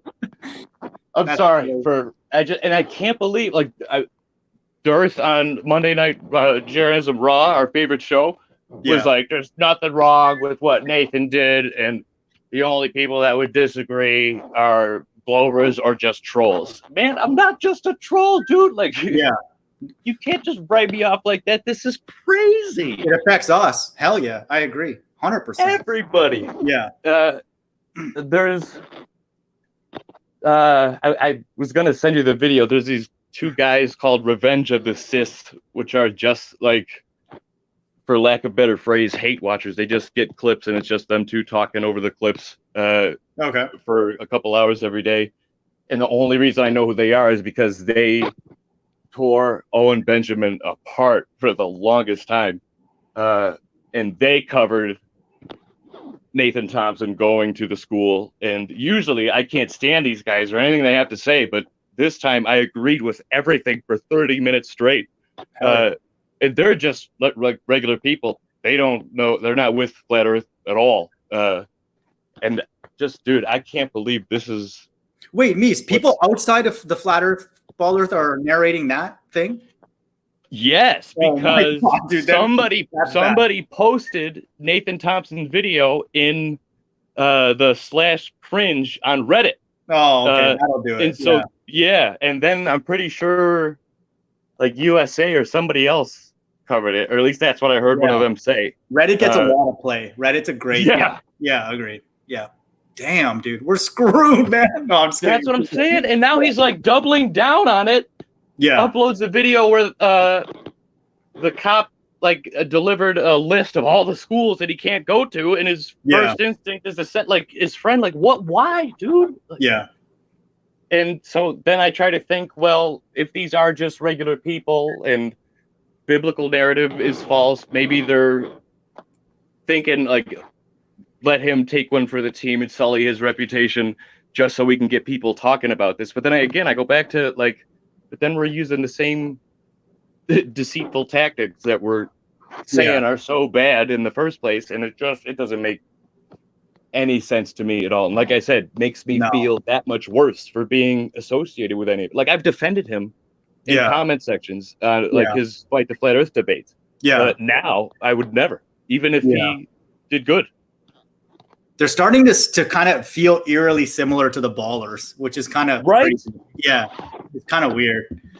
But yeah, I mean, he's a good debater. I don't know why he doesn't stick with that, dude. Like, why are they going into all these other lanes? You know, it's like, calm. Like, just he can do and I'm saying this, if Nathan ever hears this, Thompson, you can do a lot of work just doing the debates, like in structured environments, modern day debate. You know, that's the platform for those things. And then maybe kids have access to the internet. Like, they're not stupid. Like, God can do things, you know, like that's the part that scares me, is that the vibe is too, even with Durst's interview with Ruth, it's like too much of like, let me do God's work, you know, let me get in there because God's not doing anything. You know, it's like, well, God's doing a lot of things. Just revealing the flat earth to many, many people now, it looks like, is an incredible thing. He has hangouts every single day where people can go in and talk about it. And so people bring their kids to those schools to learn what the school has agreed to teach them. That's like that's what it is. So like, I don't know, if you have a problem with that, then you have to go to the parents who are bringing their kids to those schools. But then if you do that, you need an alternative. That's where these people are just scary, when they're too nonchalant about how big this is. It's huge, man. We as adults struggle with this reality. How's a 10-year-old kid going to struggle, deal with that?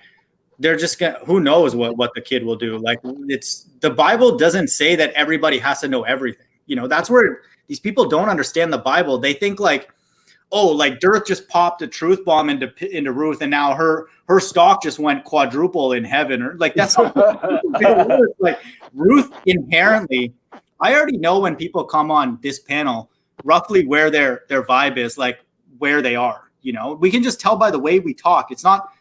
I don't think Mies is like super tight with God just because like he knows like 15 different things. Obviously, those things are gifts, but we get a vibration, like people who want truth.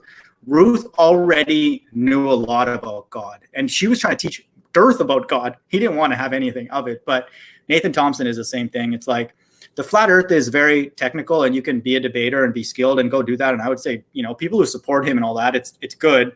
But the Christian part, that whole narrative is just, don't do that. It's falling apart. The standard for people spreading quote truth with God pushing it is very, very high. And I'm not even saying I would say I'm likely not, but take my word seriously, because I've studied the Bible from a very academic perspective. But that's a very, very high calling.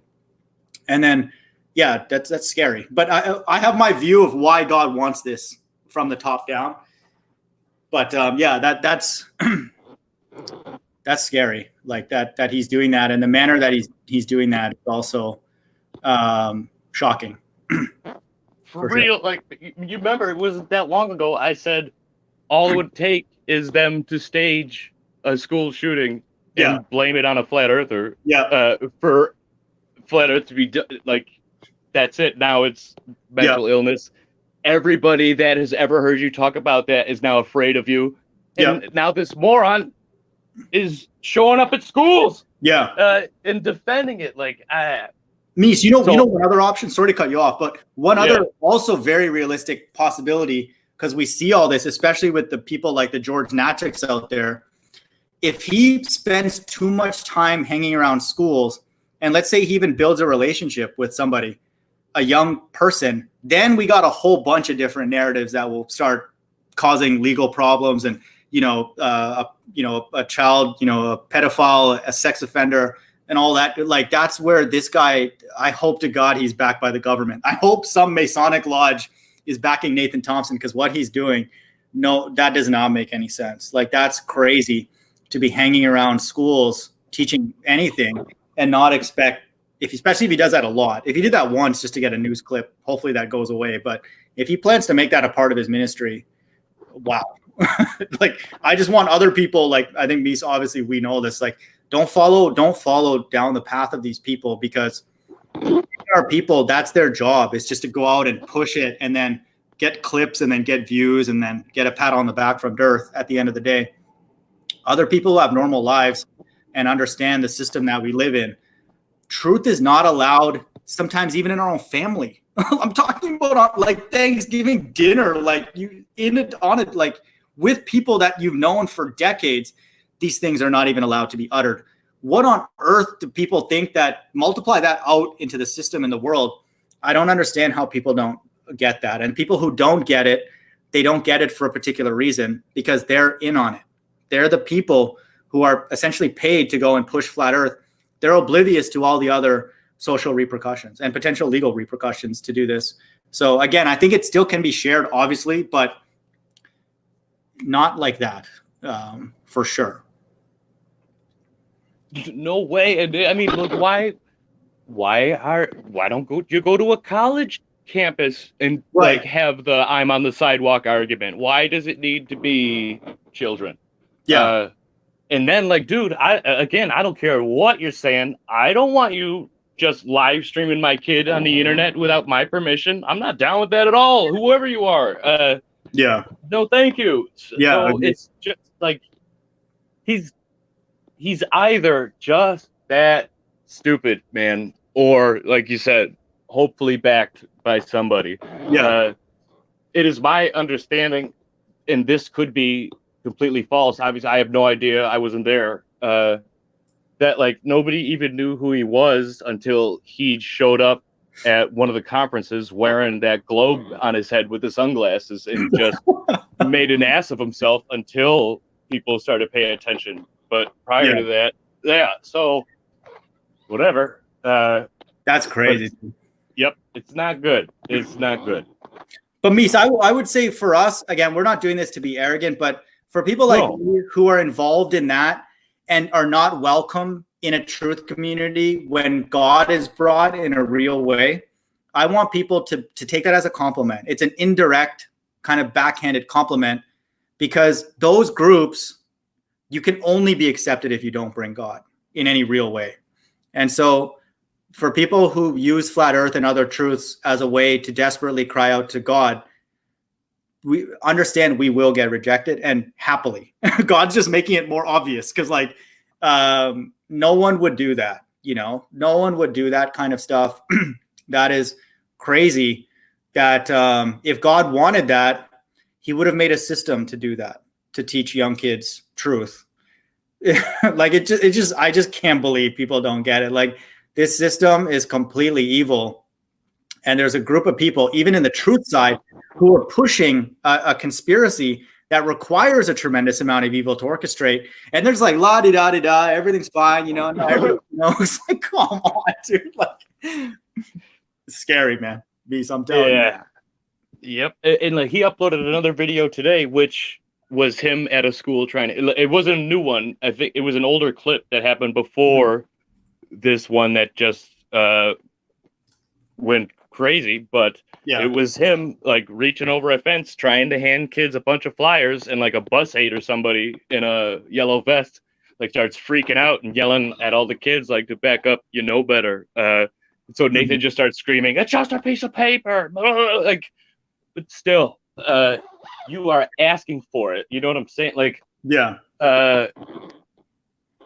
you don't go hopping over the fence at the White House trying to say, "I really need to talk to the president. There's spray in the sky for a reason." You know that's not going to get anywhere. And what he's doing is the exact same thing. Like, this is only going to end one way, and it's not good. And everybody's behind it. They're all like, "This is great." not everybody, because IPS was not for it, but all of the conference earthers are like, this is a great time. We should all go to schools. And it's sickening. It's nuts. Yeah. I want to be a baller again. I do. I want to live on the sphere. You and I think that the same, because when I was listening to Pete Shea, I was like in the chat, I was trolling hard after I left. I'm like, dude, just hopefully the earth is curving.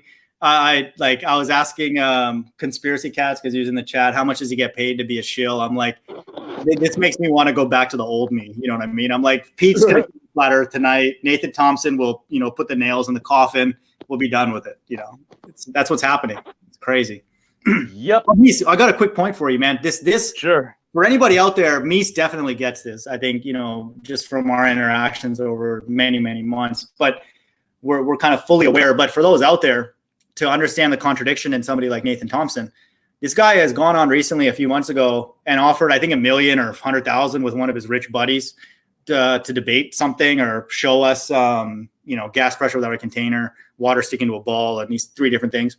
Okay, his friend is super rich. Even Ruhif did this too, because he's apparently rich. Why aren't all these rich people on the ball earth and flat earth side just proving it, in a rigorous way? Like, get a drone, do something big if you have that much money. And then we can go and not go to the freaking elementary schools. You can go and publish it and then go on an actual debate platform with scientists, and people, and then do that. Why not go down that road, the academic intellectual road, if people have all this money and all this kind of stuff? So that's where we know that something else is going on, that this is a show. Like, they're kind of taught to kind of talk in circles. And Quantum Eraser, I was just listening to his ball busters earlier.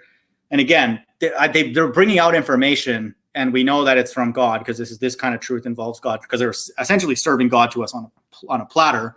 And I'm not saying that to be disrespectful. That's what has happened for me, and I think a lot of people, or reinfuse God into our life in a new way. But it's very scripted. It's very structured. It's very much hierarchical. And that goes against, our vibration of God, and our understanding of Jesus Christ. And so that's the contradiction, that it's all about a show, and what Mies was saying earlier about, getting a specific clip, and then, some views and controversy and stir the pot.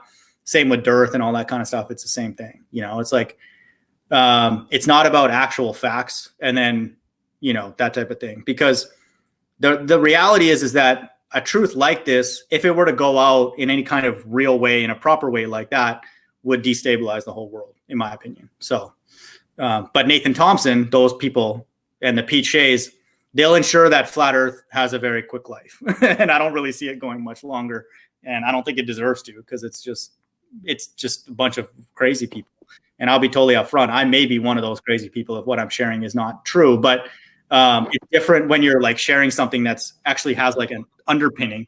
So I give myself a little bit of wiggle room. But some of these people are just coming with a bunch of ideas and stuff that, it's just, it has to die, because it's we're going to get labeled insane.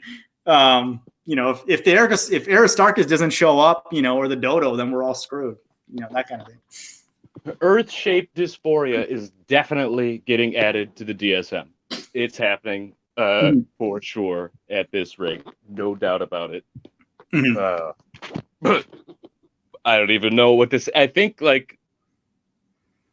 everybody will say that the Flat Earth Society, oh, that's just a government operation set up to make it look stupid and just keep people away. I think I don't want to have to accept the notion that there might be another layer, and that I've been conned by it for this long.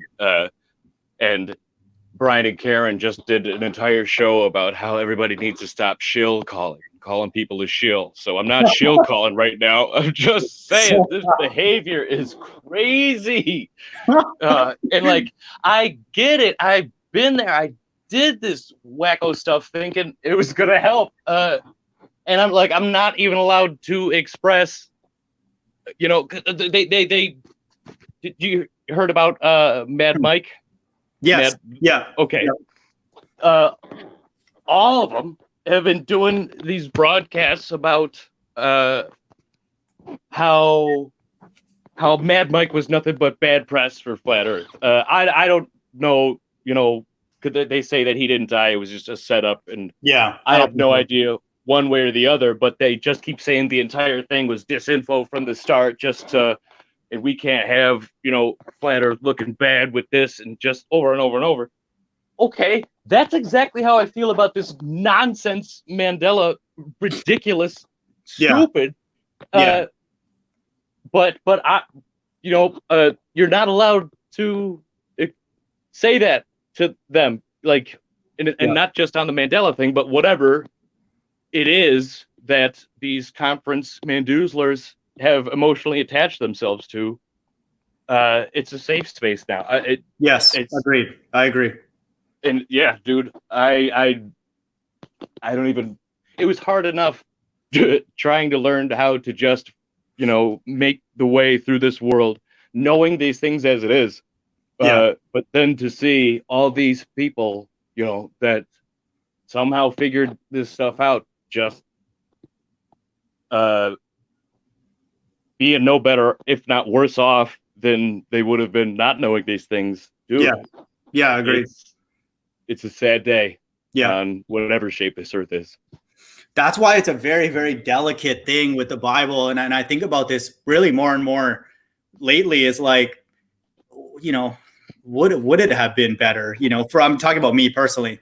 Yeah. If these things don't happen in my life. And let's just say, just to put myself in this thought experiment that, I lived my life, went through a ball earth pretty much like 97% of my life. And then the last 3% was flat earth. And, good to know. But then, I just kind of go away and then next generation pops up.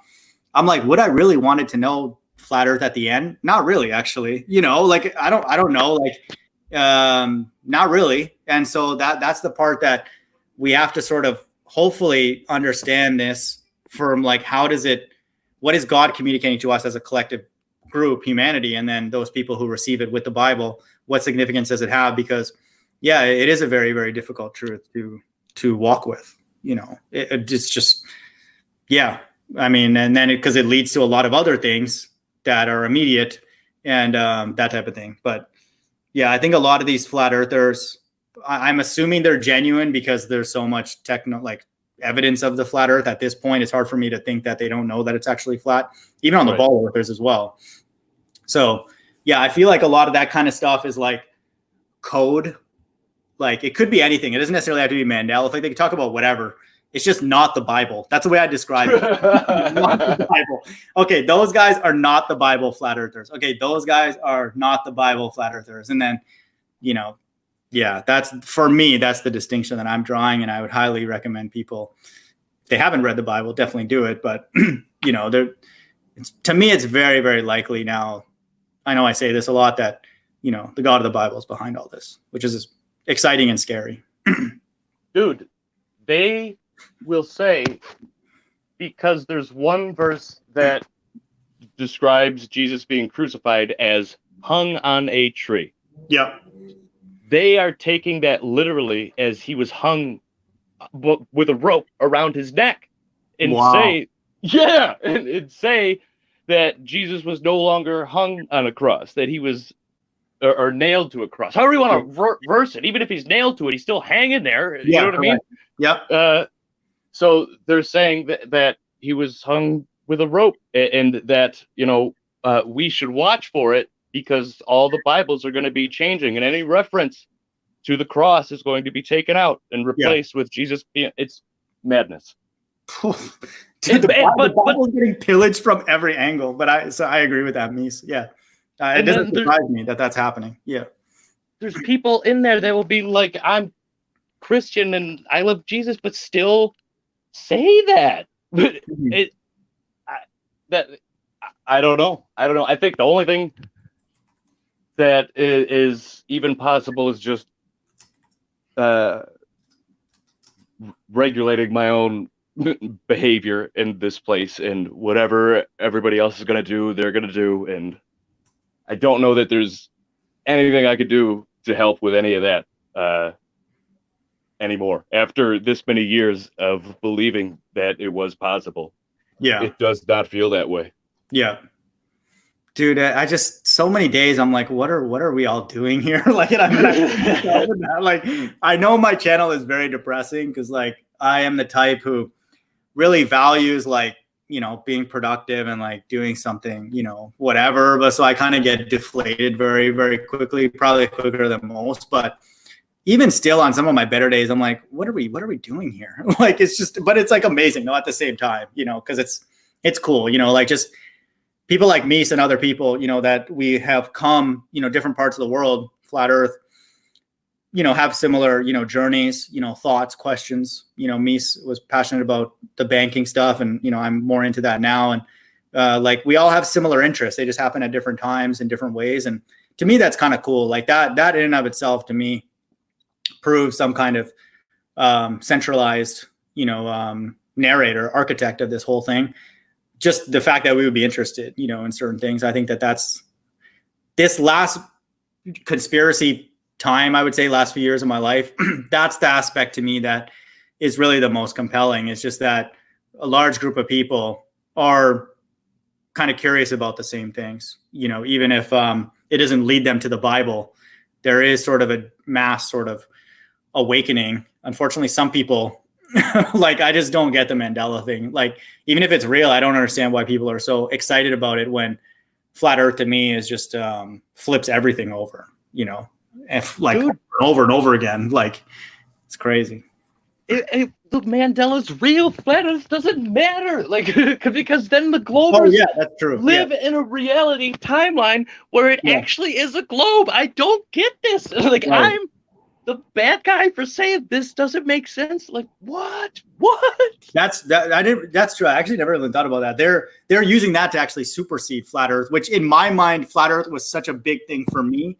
Like, I think especially for those Bible people, we can't put anything quote above that. We're like, dude, what else is there? Like, how else can God, trick us? Like, there's nothing beyond that. But yeah, that's a good point. Some of them have put Mandela and maybe even other things above that, which is horrifying.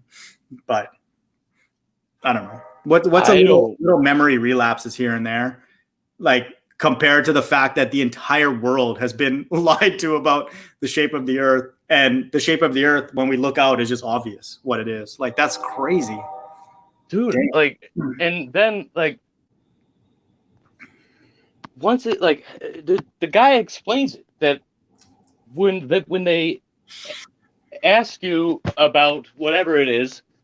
Like, if I say to you, don't think about elephants, in order to do that, you have to think about elephants. And so when they're asking you about Ed McMahon and this nonsense, this conjures up an image of Ed McMahon. And then right after that, they're asking you, what do you remember? So while one portion of your brain is holding this image, another portion is going through the process of searching through memory. And being put on the spot or just not, being very smart, you might be tricked into thinking that what your mind is, conjuring simultaneously while you're remembering that it crosses over, that you think you are remembering the thing that you're just making up at the time.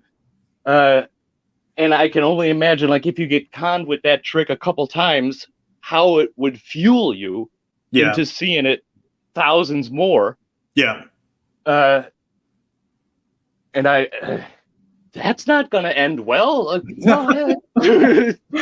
Oh my God. We're being led by Mandela effectors and people who want to preach flat earth to kids. So I don't know what else to say. And the dodo, of course. Shout out to the dodo. Come on. You could not make this stuff up, man. You could not. That's why, Mies, obviously you have other things in a life, but you were one of the few people that I literally feel like I'm talking to another human being. And I say that very respectfully. The world is just completely out there, and I would say to, not to gas you up, but we have the self-awareness to know if we're wrong, we're just wrong. It's fine. Like, we're not going to, get angry, start, getting mad. Oh my God. Like, who do I blame? Cause like, whatever we thought about the Bible, it's like these Mandela people are just so tied to something that to me is irrelevant. That's very, very strange, that somebody would tie any kind of like time, this much time into that topic and then say, oh, if you don't agree, then, whatever, like you're not in the truth. But to me, it's kind of amazing. Like, it's crazy the kind of factory that God creates to churn out his left-hand side. Again, we don't know that. I don't know that I'm on the right, but let's just say those other people potentially are on God's left-hand side. When I look at the Hebrews and that leadership, it's the same thing. Oh, you're not in the truth. Oh, you gotta. There's a video, and this is like not funny, but Tahar literally says, the leader of GMS says, if you want to know about God and the Most High, you got to come to us. Like, crazy. Like, who says that? Like, that is literally insane to say that. Like, there's a Bible. There's people who've done so much stuff, spirituality, like generosity, all that. Who says that? No one, even Christ himself would not even make a statement like that. And that is true. That is factually true. It's like, oh my God, dude. Oh man, you could not make this existence up. I would just say, for those out there who can hear some of the things Misa and I talk about, we're blessed just in and of itself. And Amanda's in the chat, like mentioning about talking to your family about spiritual things. As much as that is good, to witness to others, just know that it's a gift, and God doesn't just throw the gift out and, hey, wherever it lands, it lands. No, God would have to plant, or I think kind of create these pathways. I don't know how he does this, obviously, but allows us to ask questions that leads us to his feet, and, be thankful for that. We have a clear mind because we can be wrong and we're okay with it. I'm talking about even in our own life, like sin and all that and whatever. So we're the normal people, and even though the government is probably going to keep pushing more and more of our conspiracies as being abnormal, some even through the likes of Nathan Thompson, even though he may not know. Yeah. I have a feeling he does know, but yeah, I mean, just hang in there, like we're going to be painted as abnormal. Oh, you believe in like a pixie fairy god and all that kind of stuff. Okay. Maybe we do, but guess what he's telling us to do? Like, love and forgive our neighbor. Like, how bad is that? You could do a lot worse, in life if you lived up to think, even like one of the things that Jesus tells us to do. I'm speaking to myself, so we have a lot of reason for those people who are in the Bible to have confidence. And then it's just amazing to think, like, I like just walking around in this movie, you're like, if God can make this and it just seems normal, like, oh yeah, there's a car, there's buildings, everything's kind of the way it should be. And then God says that he can create pleasures that we can't even understand, and they'll be normal to us. And so for anybody out there, like these Hebrews who think like, oh, we're gonna have sex in the kingdom, sex 1,000 times a day. Those people have a low spiritual vibration because they don't understand that if God can put you in a pleasurable place and that be normal, like we don't walk around. Sometimes we do. We don't walk around and be like, oh, why am I here? Why is that there? Why is that there? Why is that there? Why is this happening? We don't do that all the time. We just kind of go through our life for the most part, unless there's a specific reason. So if God takes that mindset and plants it into perfection, and his glory will just be like, this is the way it's supposed to be, And so for all these people like who think that heaven's going to be one big orgy or something like that, they don't understand just being close to God. That proximity to God would be just a place where like, wow, this is just glorious. And then you don't need to say anything more and question why you're there. That to me, I think is not really taught enough for put on God's resume enough, but it's an incredible thing. But here we are, Mies, just trying to figure things out, I guess. Yeah, buddy, sorry. I'm putting a link to Money Masters in the chat. Oh, okay. That's a good one. I mean, it's probably not going to be anything you don't already know, but if you're interested, that was what told me was going on in our economy. However many, like 10 years ago now. That's good to know that people like you who are sane, and smart have known these things for a while. For me personally, it gives me comfort because, when you have another person who, has like, a clear mind, believe in at least some of the things, that to me is a reassuring and stuff. Cause there are a lot of other people, as we see in this community, that I don't think have a stable mind. Like if Pete started narrating the stuff that I teach, I would second guess it. I'll be like, oh man, I got to start from scratch. It's probably all wrong. Pete agrees with me, so I'm glad that that's not the case, but right.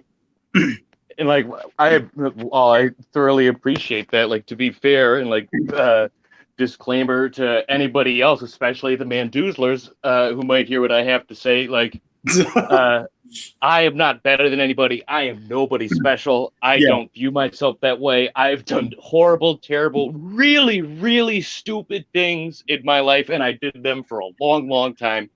Hurt plenty of people who didn't deserve it, just being selfish and being worried about me.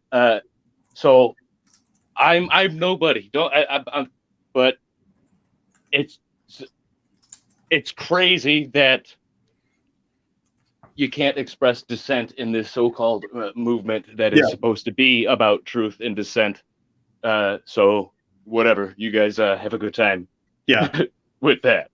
That's why what me said is literally the best summary of, to me, really the entire Bible narrative is that there's a group of us, we want to be pruned. And so it's weird when we try and help out other people and they get mad at us. So, because we don't understand that, because we're like, if I'm doing something wrong, I would want somebody to tell me, and like, please, that's obvious to us, like quote normal people. And then, so that I just want people to know, like, don't like think that that's strange, just because other people get, emotional about it. That's normal, and I would say not only normal, that's spiritual, because how can God prune me, myself, or anybody if we don't have that desire to be corrected, and to be rebuked? And flat earth, ball earth is a form of a rebuke. I want people to know that, to all of us, because somebody like me who essentially worshipped school, God knew that because that's the system that I was in. And then how does God prove to me, for example, that that's like an idol, and to not do that? Well, here's one way. I'm not saying it's the only way, but that's pretty darn good way that he started that from scratch. And then, so it's different for all different types of people. I'm not saying there's just one answer, but yeah, I mean, we want that, and in fact, that's the only way that makes sense to me personally, that not just that, but literally everything, I've gone down different paths, like I made, chasing women like almost like just a hobby for a while, and all that kind of stuff. And like school, education, corporate stuff, like status, and then all that kind of stuff, being accepted, having a large group of people, and all these things are very, very easy to fall into and really are required to some extent to function. Hang out with a group of guys, just normal guys, and you have to make some adulterous statement. You have to make some statement that is like, double entendre or whatever, or else people, just that alone, people will think you're weird, and you may not. And I'm not trying to say that we're victims, but I just want people to know it's obvious to us now that you're required to essentially be degenerate to be in this world. And, we don't have to continue on with that, all of us collectively. So here's hoping, but not if Nathan Thompson keeps going to schools.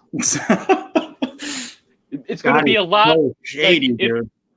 If tomorrow the government could write up believing in God as mental illness, they would do that in a heartbeat. But there's going to be quite a bit of resistance to that. But it would be pretty easy to get believing in flat Earth in there if the news media can keep showing this behavior.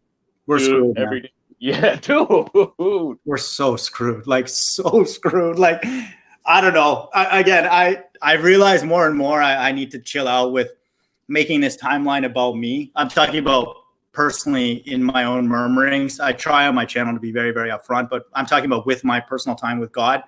But it's hard to not, it's just hard to not think that, because like, it's so ridiculous. Like, everything is such a like caricature. It's like, and again, I've said a few seconds ago that I've been involved, like going extreme in school, going extreme in corporate America and all that pleasures. But it's so like obvious now, literally everywhere. It's almost like, damn, like either there's just like a massive troll god out there, like just trolling everybody. Like, and then, or this is just what the Bible says, that we will be all subject to vanity for God's purposes. And so, beast system, self-indulgence and all that. And we've been dipped in it. for his purpose, for really us to learn how ridiculous it is and get out of it. But I don't know. To me, it's becoming harder and harder to buy that narrative. But again, time's not up to me. But I wouldn't mind, God showing up and kind of like giving us something to do. And then, maybe some leaders who are not like, flamboyant, idiots and stuff like that. That would be nice. And again, this is not, I want people to know I'm never like shutting the door on these people like, oh, they're not fit for the kingdom. I want people to be, I am aware, and I'm no Mises aware. We're aware of the Bible. That criminal on the cross repented in 3 sentences, and then look at Paul and all these stories of like conversion. So I'm not saying Dearth is like, or Pete Shea. This is none of that. That's not the Bible. And I would never say that because that's not true common sense. And the Bible does not teach that. Anybody can be made righteous at the snap of God's finger, and I would actually say in many ways, that's what happened to us. We don't know necessarily what that moment was. Hopefully God will tell us if that's the case, but the invitation's open to everybody, but it's not wise for people, especially in the truth community, to do things that are antichrist. It's just bad. If I was doing stuff like antichrist, somebody knew me, I'd be like, it would be, they should tell me. I don't want to keep doing it and stuff like that. So, I genuinely hope that these people use flat earth to draw closer to God. I say that sincerely.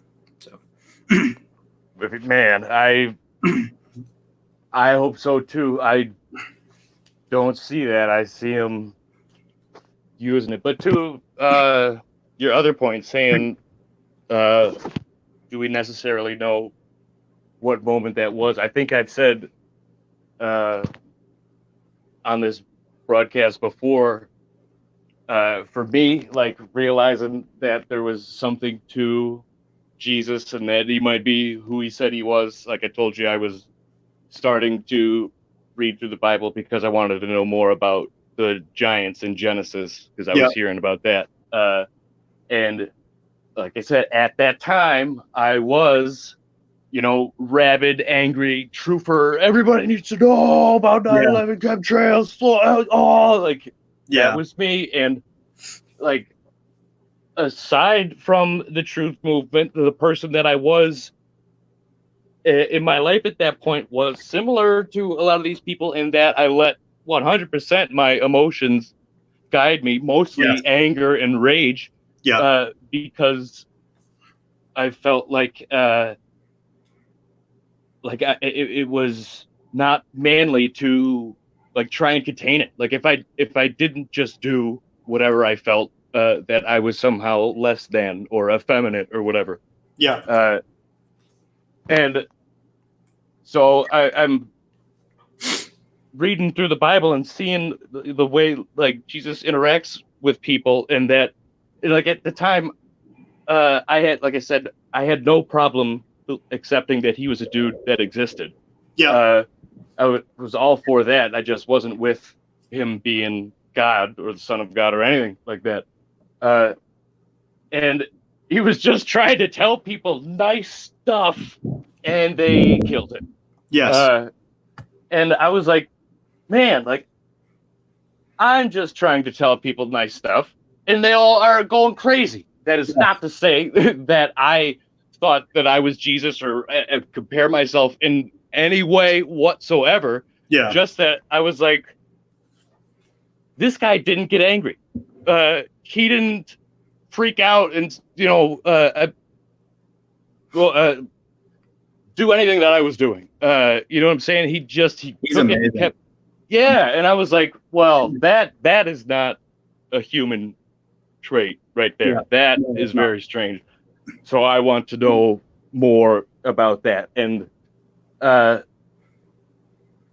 Jesus was the first and only thing in my life that allowed for me to not feel, for lack of a better phrase, like a faggot for stopping and containing my emotions, starting thinking about what I was doing before I just did it. And, it grew from there to where we are today. But that's great. That was that moment for me. Christ PC, and that's cool that Mies pays attention to that, because that is I call it physiology control. It's unbelievable. And it's coming from a background of a person who's like fidgety and nervous and anxious about everything throughout my life.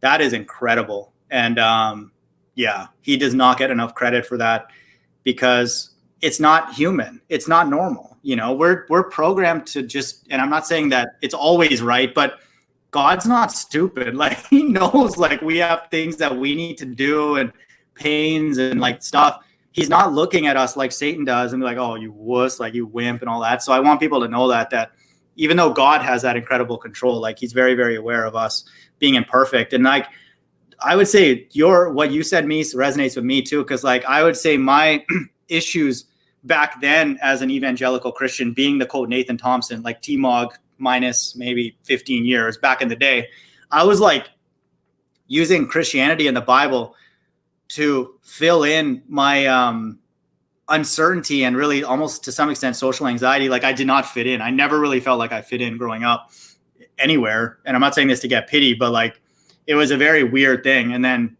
I think the Bible began to become very appealing for me because of that.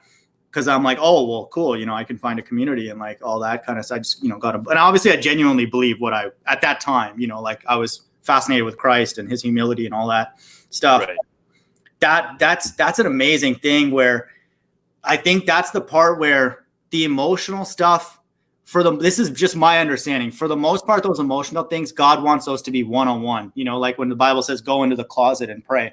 I'm not against like, those. I think they're amazing experiences, like where something overcomes people, but to go like publicly and all that, like to me, that's like monetizing and commoditizing the Bible. And I fell for that hook, line and sinker. And then I would do all that stuff. Like I would go and, hand out gospel tracts and be a clown like that and all that. I had no idea what the hell I was sharing. It's not funny, but I was like, it was my desire to fit in and then be at the quote top of that group, like right. The elite evangelical and all that.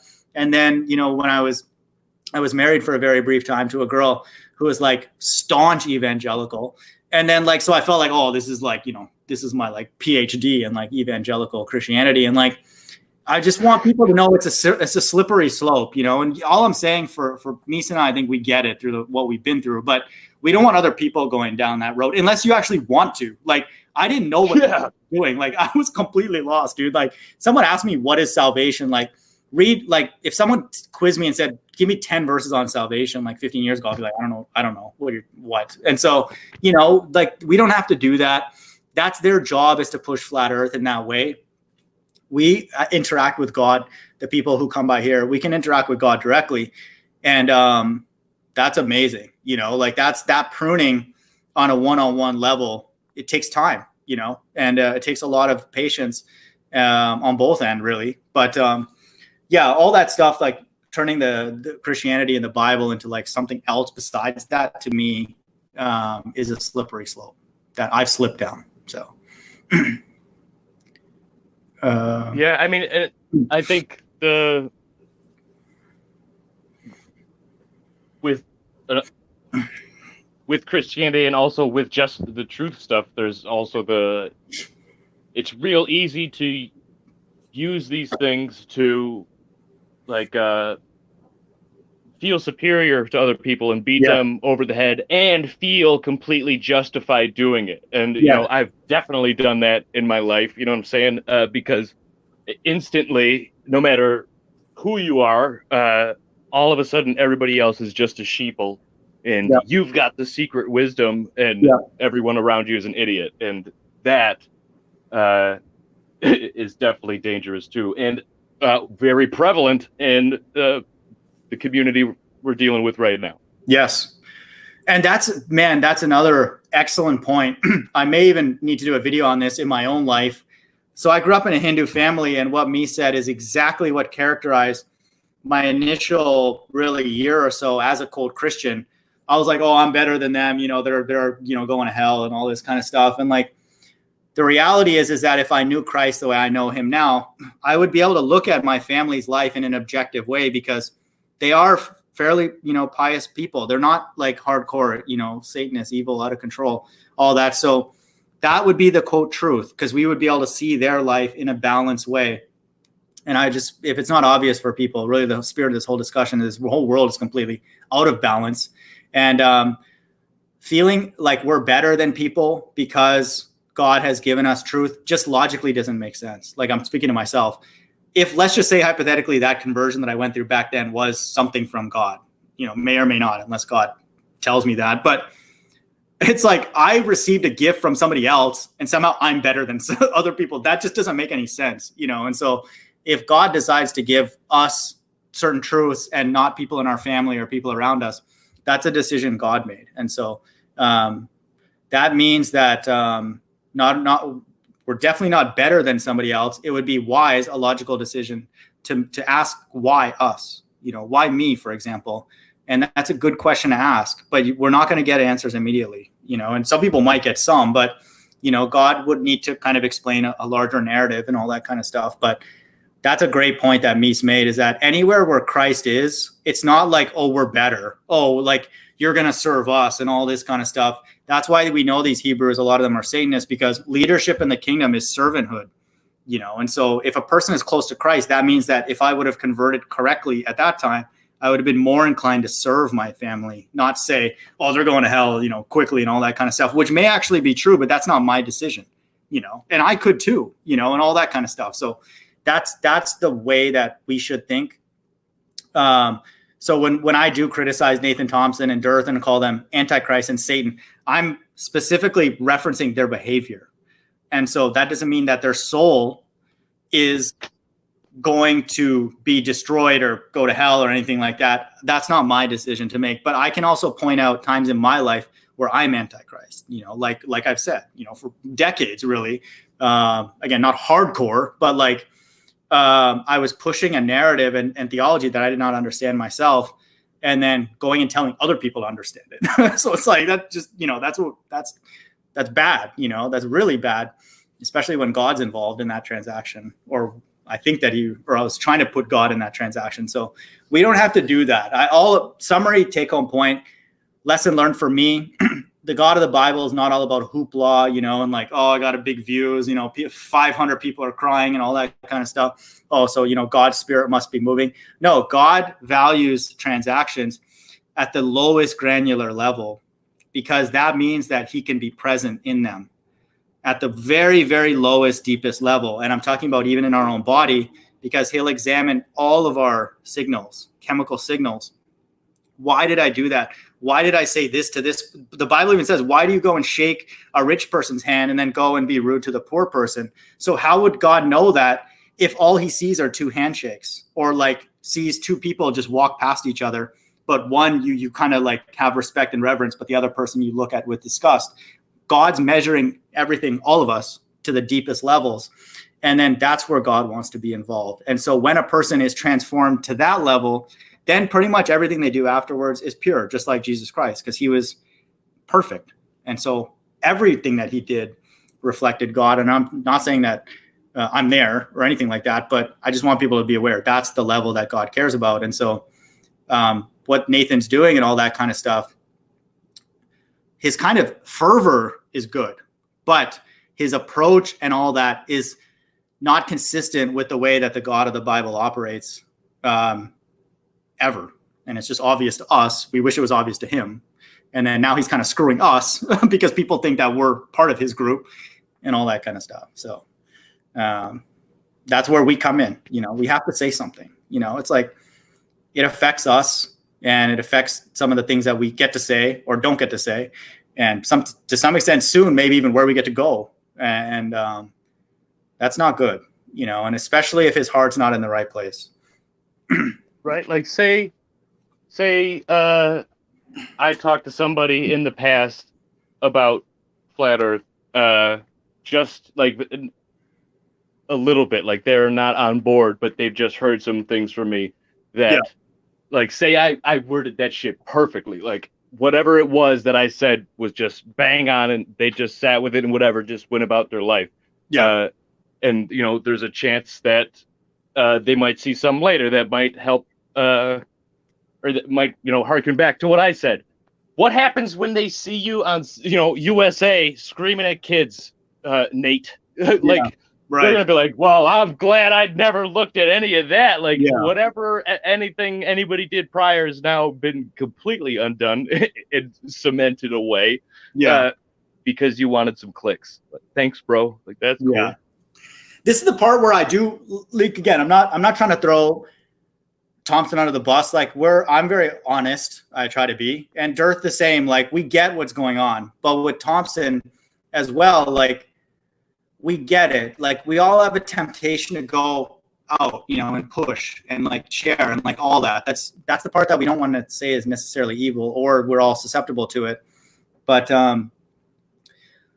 the issue is that the Bible says God's saints will have patience and faith. And so patience requires God to distribute things, and then faith requires waiting and being a part of that distribution in a way that is consistent with Jesus Christ. And so I cannot say I've embodied that perfectly throughout my life. So I will always remind whoever hears me that that's the case. But, we don't have to fall for that. To me, it's like the same kind of deception as like all the other things that we could fall for. Like there's a limited resources, so I got to be jealous. There's like, education makes you smarter than other people. If a person's better looking, they're better than other people. If they have more money, they're better than other people. All these things are deceptions that this world has put in front of us plainly and made it like obvious, like don't even bother trying to come up with a different economic system of valuations. But, for flat earthers and other people who've received it well, and hopefully, here we'll go into more of those details. Don't fall for that stuff because it's literally stupid. Like from a logical perspective, definitely from a biblical perspective, everything in the Bible is logical, for someone who has the ability to see it. So we don't have to keep falling for this stuff, like that's for them. That's Thompson's journey, Dearth's journey. We don't control what these people do. They may not even really know exactly what they're doing, but that's not us getting a vibration that is more tuned to the God of the Bible, if that's a person's objective, which I would say it's a good objective to have.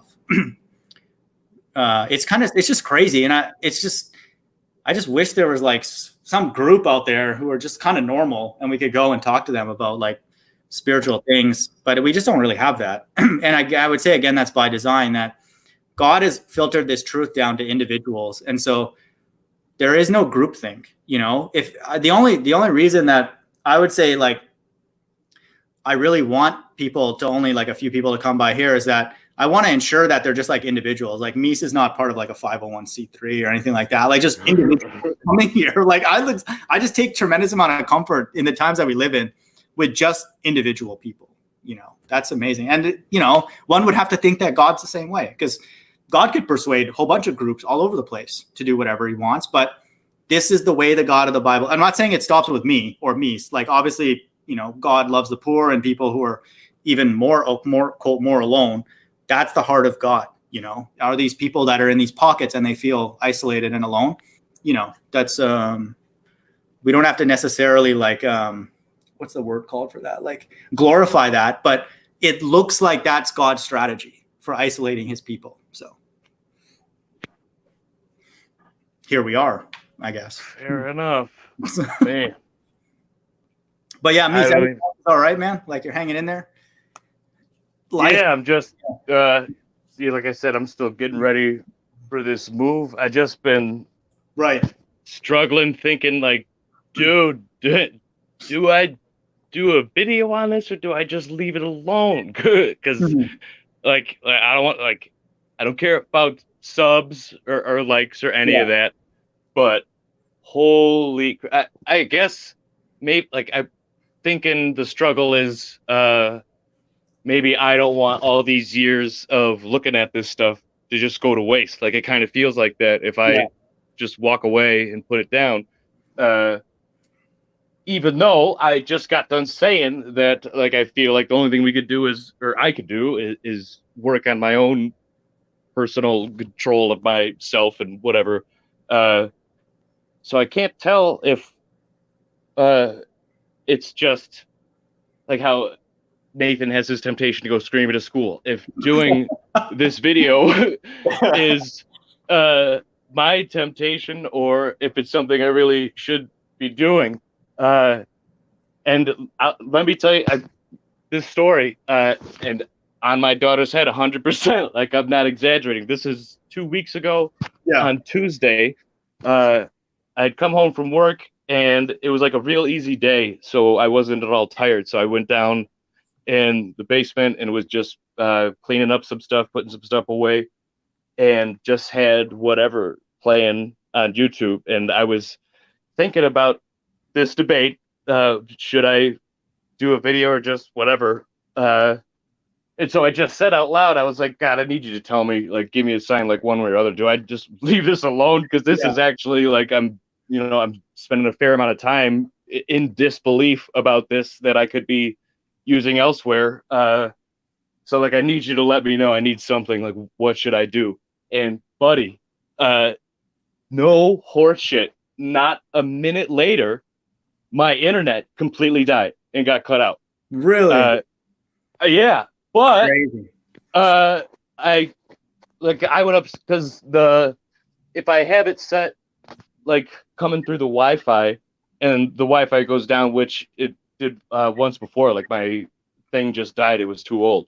Mm-hmm. Then I get the infinite buffer on YouTube, and then if I click the Wi-Fi off, it'll switch to the mobile data and keep working. So that's how I do. And so I went upstairs and like the router's all lit up, but just the online thing isn't lit up. So I was like, what the hell? I went outside, everything looked fine. Wow. But when the guy came, it turned out that a truck had driven down the street that was too tall and like ripped the wire right off my house, and also did it at somebody else's house down the street. Whoa. But what are the chances of that happening right when I was saying this out loud? No, I've done that a lot, and I hear you. I've had a couple stories like that too. That's amazing, dude. But yeah, so I don't like. I was like, so maybe I shouldn't be talking about Mandela. I should just walk away. All right. But still, then like, I can't prove that. I know I'm just like, it was just. It could just be just a coincidence. Yeah. I think even for that, like, I think just not to speak for you, but for me, I've noticed that just taking breaks from it is good for my health. Like, even if it's like a week or two or a month or whatever, like not going on those hangouts because like they're stressful, but that's amazing, dude. I used to do that kind of a lot. I'll be like, oh, if you want this, show me, I used to ask a lot of those kind of things. And I've had a couple instances like that too. I don't believe they're coincidences, but yeah, I mean, I don't. I couldn't tell you the last time that I said, give me a sign or whatever. Like, I don't do that. But whatever I was listening to at work, somebody suggested to somebody else that they go and pray about whatever it was. And I was like, okay, well, I'll do that about this. And then that happened right there. So yeah, that I don't even, so I don't know. Dude, I got a quick question related to that. Not, and sure. You don't have to answer, but like regarding prayer, and if you let me know if I'm keeping you too long, but I struggle with praying now. I used to pray more back when I was that kind of Nathan Thompson kind of Christian, but now it's like, like it just, everything feels like a movie, and it's just going forward without, whatever I have to say about it. It just, I struggle sometimes with like wanting to pray. And then a lot of times like what to pray for. Cause I'm like, I don't know, what am I supposed to pray for? Like, it's just really weird. I don't know if you have those kind of worries and stuff. Well, yeah. I mean, I still to this day, like, it feels weird. It feels weird to say the name Jesus. It feels weird to say, I believe this. And I definitely don't pray nearly as often as I should. But when I do, like, I always start out with Our Father, and then I just feel like, thanks for letting me be here another day. Please help me to, behave the way you prefer me to behave. Keep away any caca desires or anything like that. And just do your will, whatever it is today. And that's, that's cool. I like that. Normal thing. But like, I don't do that every day. I should start every morning that way. And there's periods where I will, for a couple weeks, I'll be in the routine real good. And then if I like skip one day, it's real easy for that to turn into a week of not doing it at all. Yeah. I used to be like a robot about that stuff. And I look back, I'm like, what the hell was I saying? Like, I'm sure it's not all bad, but I've kind of gone to the other extreme now where it's just like me complaining, like in my own mind, which is not necessarily a prayer. I would say for me, the one thing that has helped, especially with this ball earth, flat earth debate, the one redemptive thing for me is it does allow me to get a better sense of the surroundings, like the sky and the sun and the moon and the stars and all that. So I would say I worship God in a better way now than in the past. Yeah. I would say I wanted God to do more things for me in the past, which is not always evil, but yeah, I struggle with that because I'm like, dude, what on earth? Like, I feel guilty praying to some, and this will sound blasphemous, the things in the Bible, because a lot of it is bad. So I'm like, dude, I don't want bad things to happen to like lots of people. And then I can't, like, how am I supposed to feel happy about that? And then all that kind of stuff. And then it's like, well, if I'm praying for bad things, what if I'm going to get involved in that? And it's like, I'm asking for my own pain and stuff, which I don't like. But one quick point, Misa, I wanted to make, by the way, if you move closer to your office, you get tax breaks. I don't know if you're moving closer to your place of employment, but just keep that in mind as a CPA. That's well within your right, but did not know that. But you have to be, I believe, 25 miles closer to your main office. But then all your moving expenses are top of the line deduction, so it's very, very good for tax. But anyway, I just put that out there because I've moved like so many different cities over the years. I've done that, but yeah, prayer is an interesting thing. Colin Dresser in the chat's like, I guess praying for whatever comes to mind at the moment is good for him. He just wants to speak freely. Yeah, I think that's true. I think more and more the things that I think about, the way I live, the way I operate, the things that I say, all those kind of things to me are more reflective of my quote prayer life.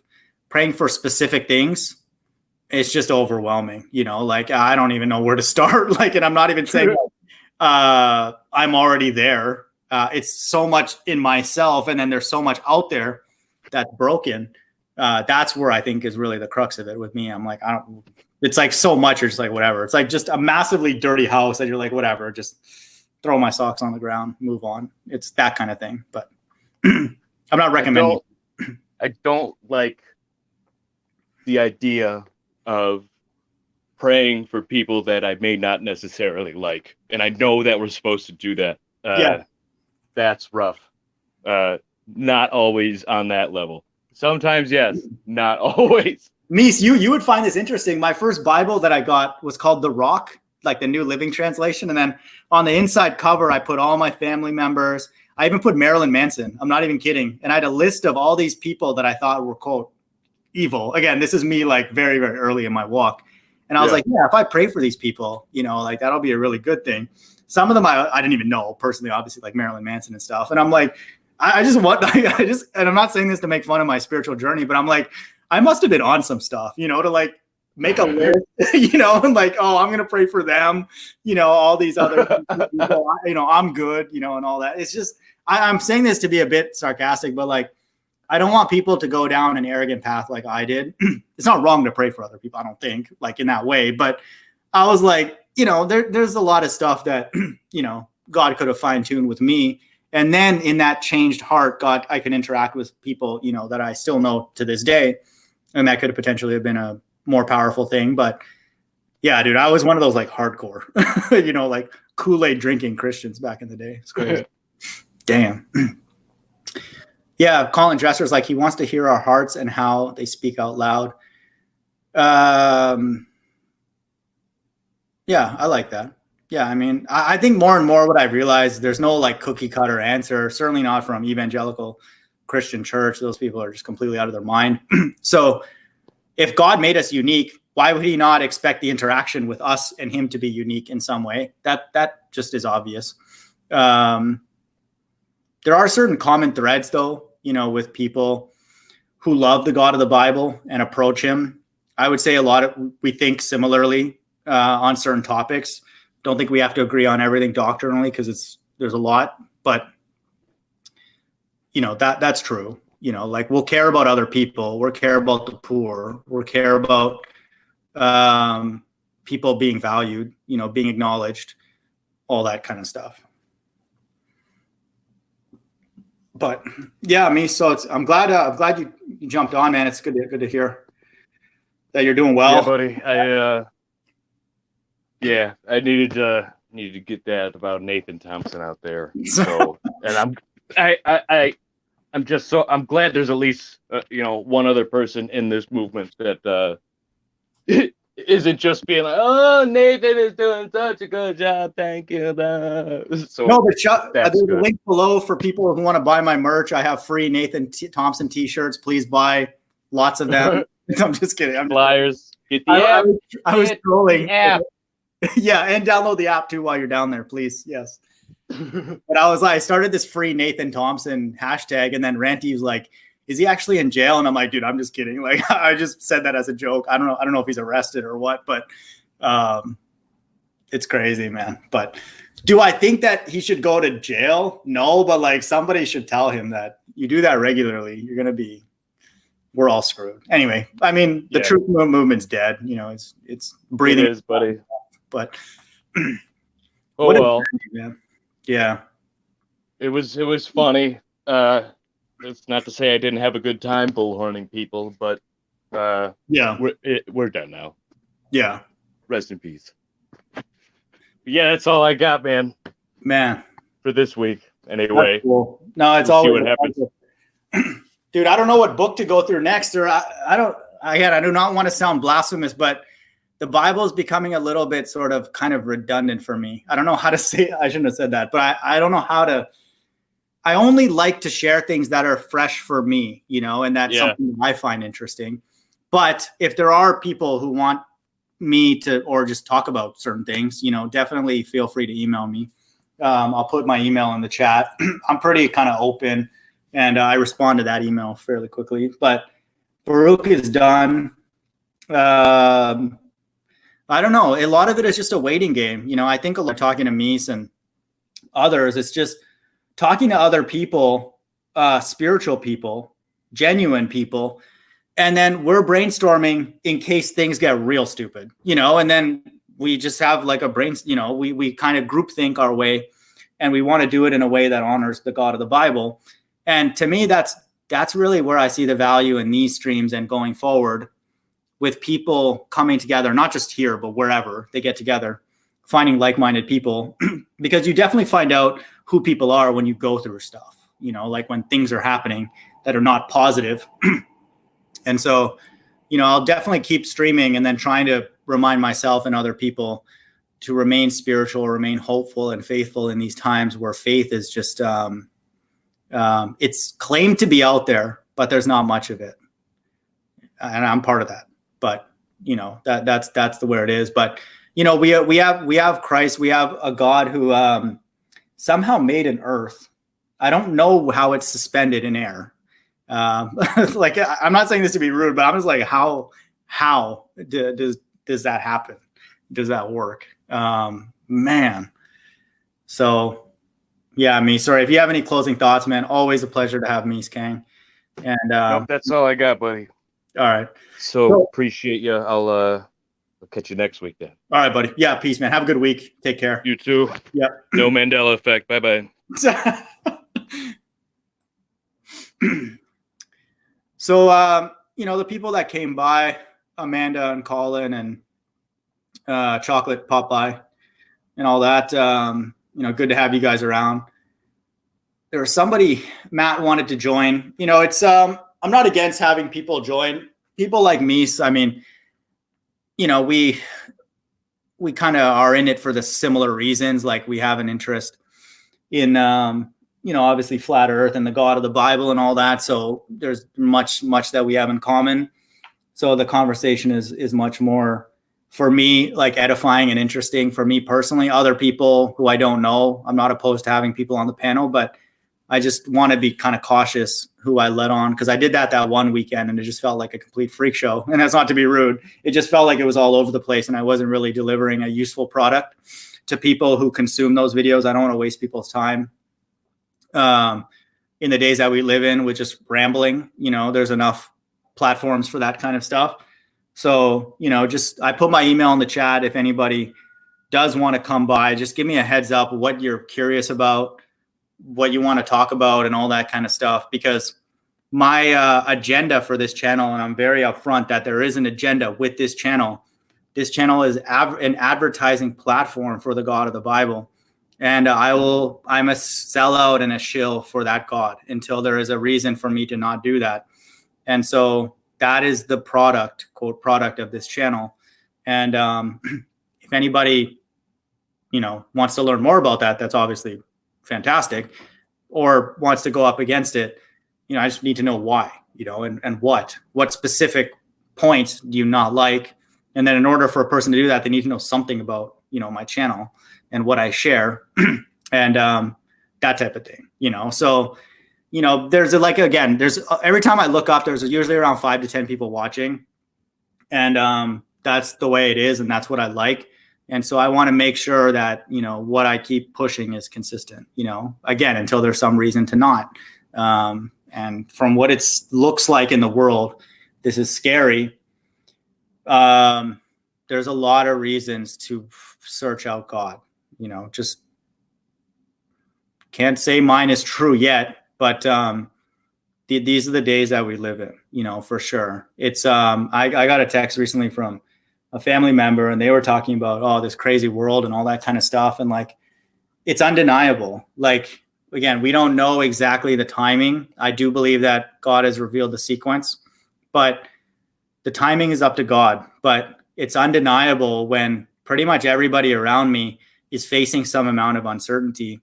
And the scary thing is people, not so much uncertainty, because that's existed throughout human history, but this amount of people on earth facing uncertainty without God, to me, is a very, very scary thing. And then so we as flat earthers and into truth, we have the ability, I would say, flat earth is one major invitation to worship the God of the Bible, an invitation directly from God to our mind. I would say we have access to him, that we have his number, so to speak. And, I'll continue to keep, having an hour or 2 or 3 on the weekends to remind myself and others that, that channel exists, to talk to God. And he's a brilliant entity. It's almost like he's so brilliant that he took himself out. And but let's not forget that he had to make all this first. Yes, he's removed himself from every group dynamic in the world. That's clear, obvious. But let's not forget who set everything out, and in place, got the ball rolling, so to speak. It was God. He's behind every major deception and all that kind of stuff. And he's empowered us to not fall for those. But then also on the day-to-day level, let's not fall for those either. And, do what we can to uplift his name. All right. Thanks again for the Miskang for coming by. And sorry again for the later time. I probably won't do that much, but hope everyone's doing well. Have a good evening. Bye.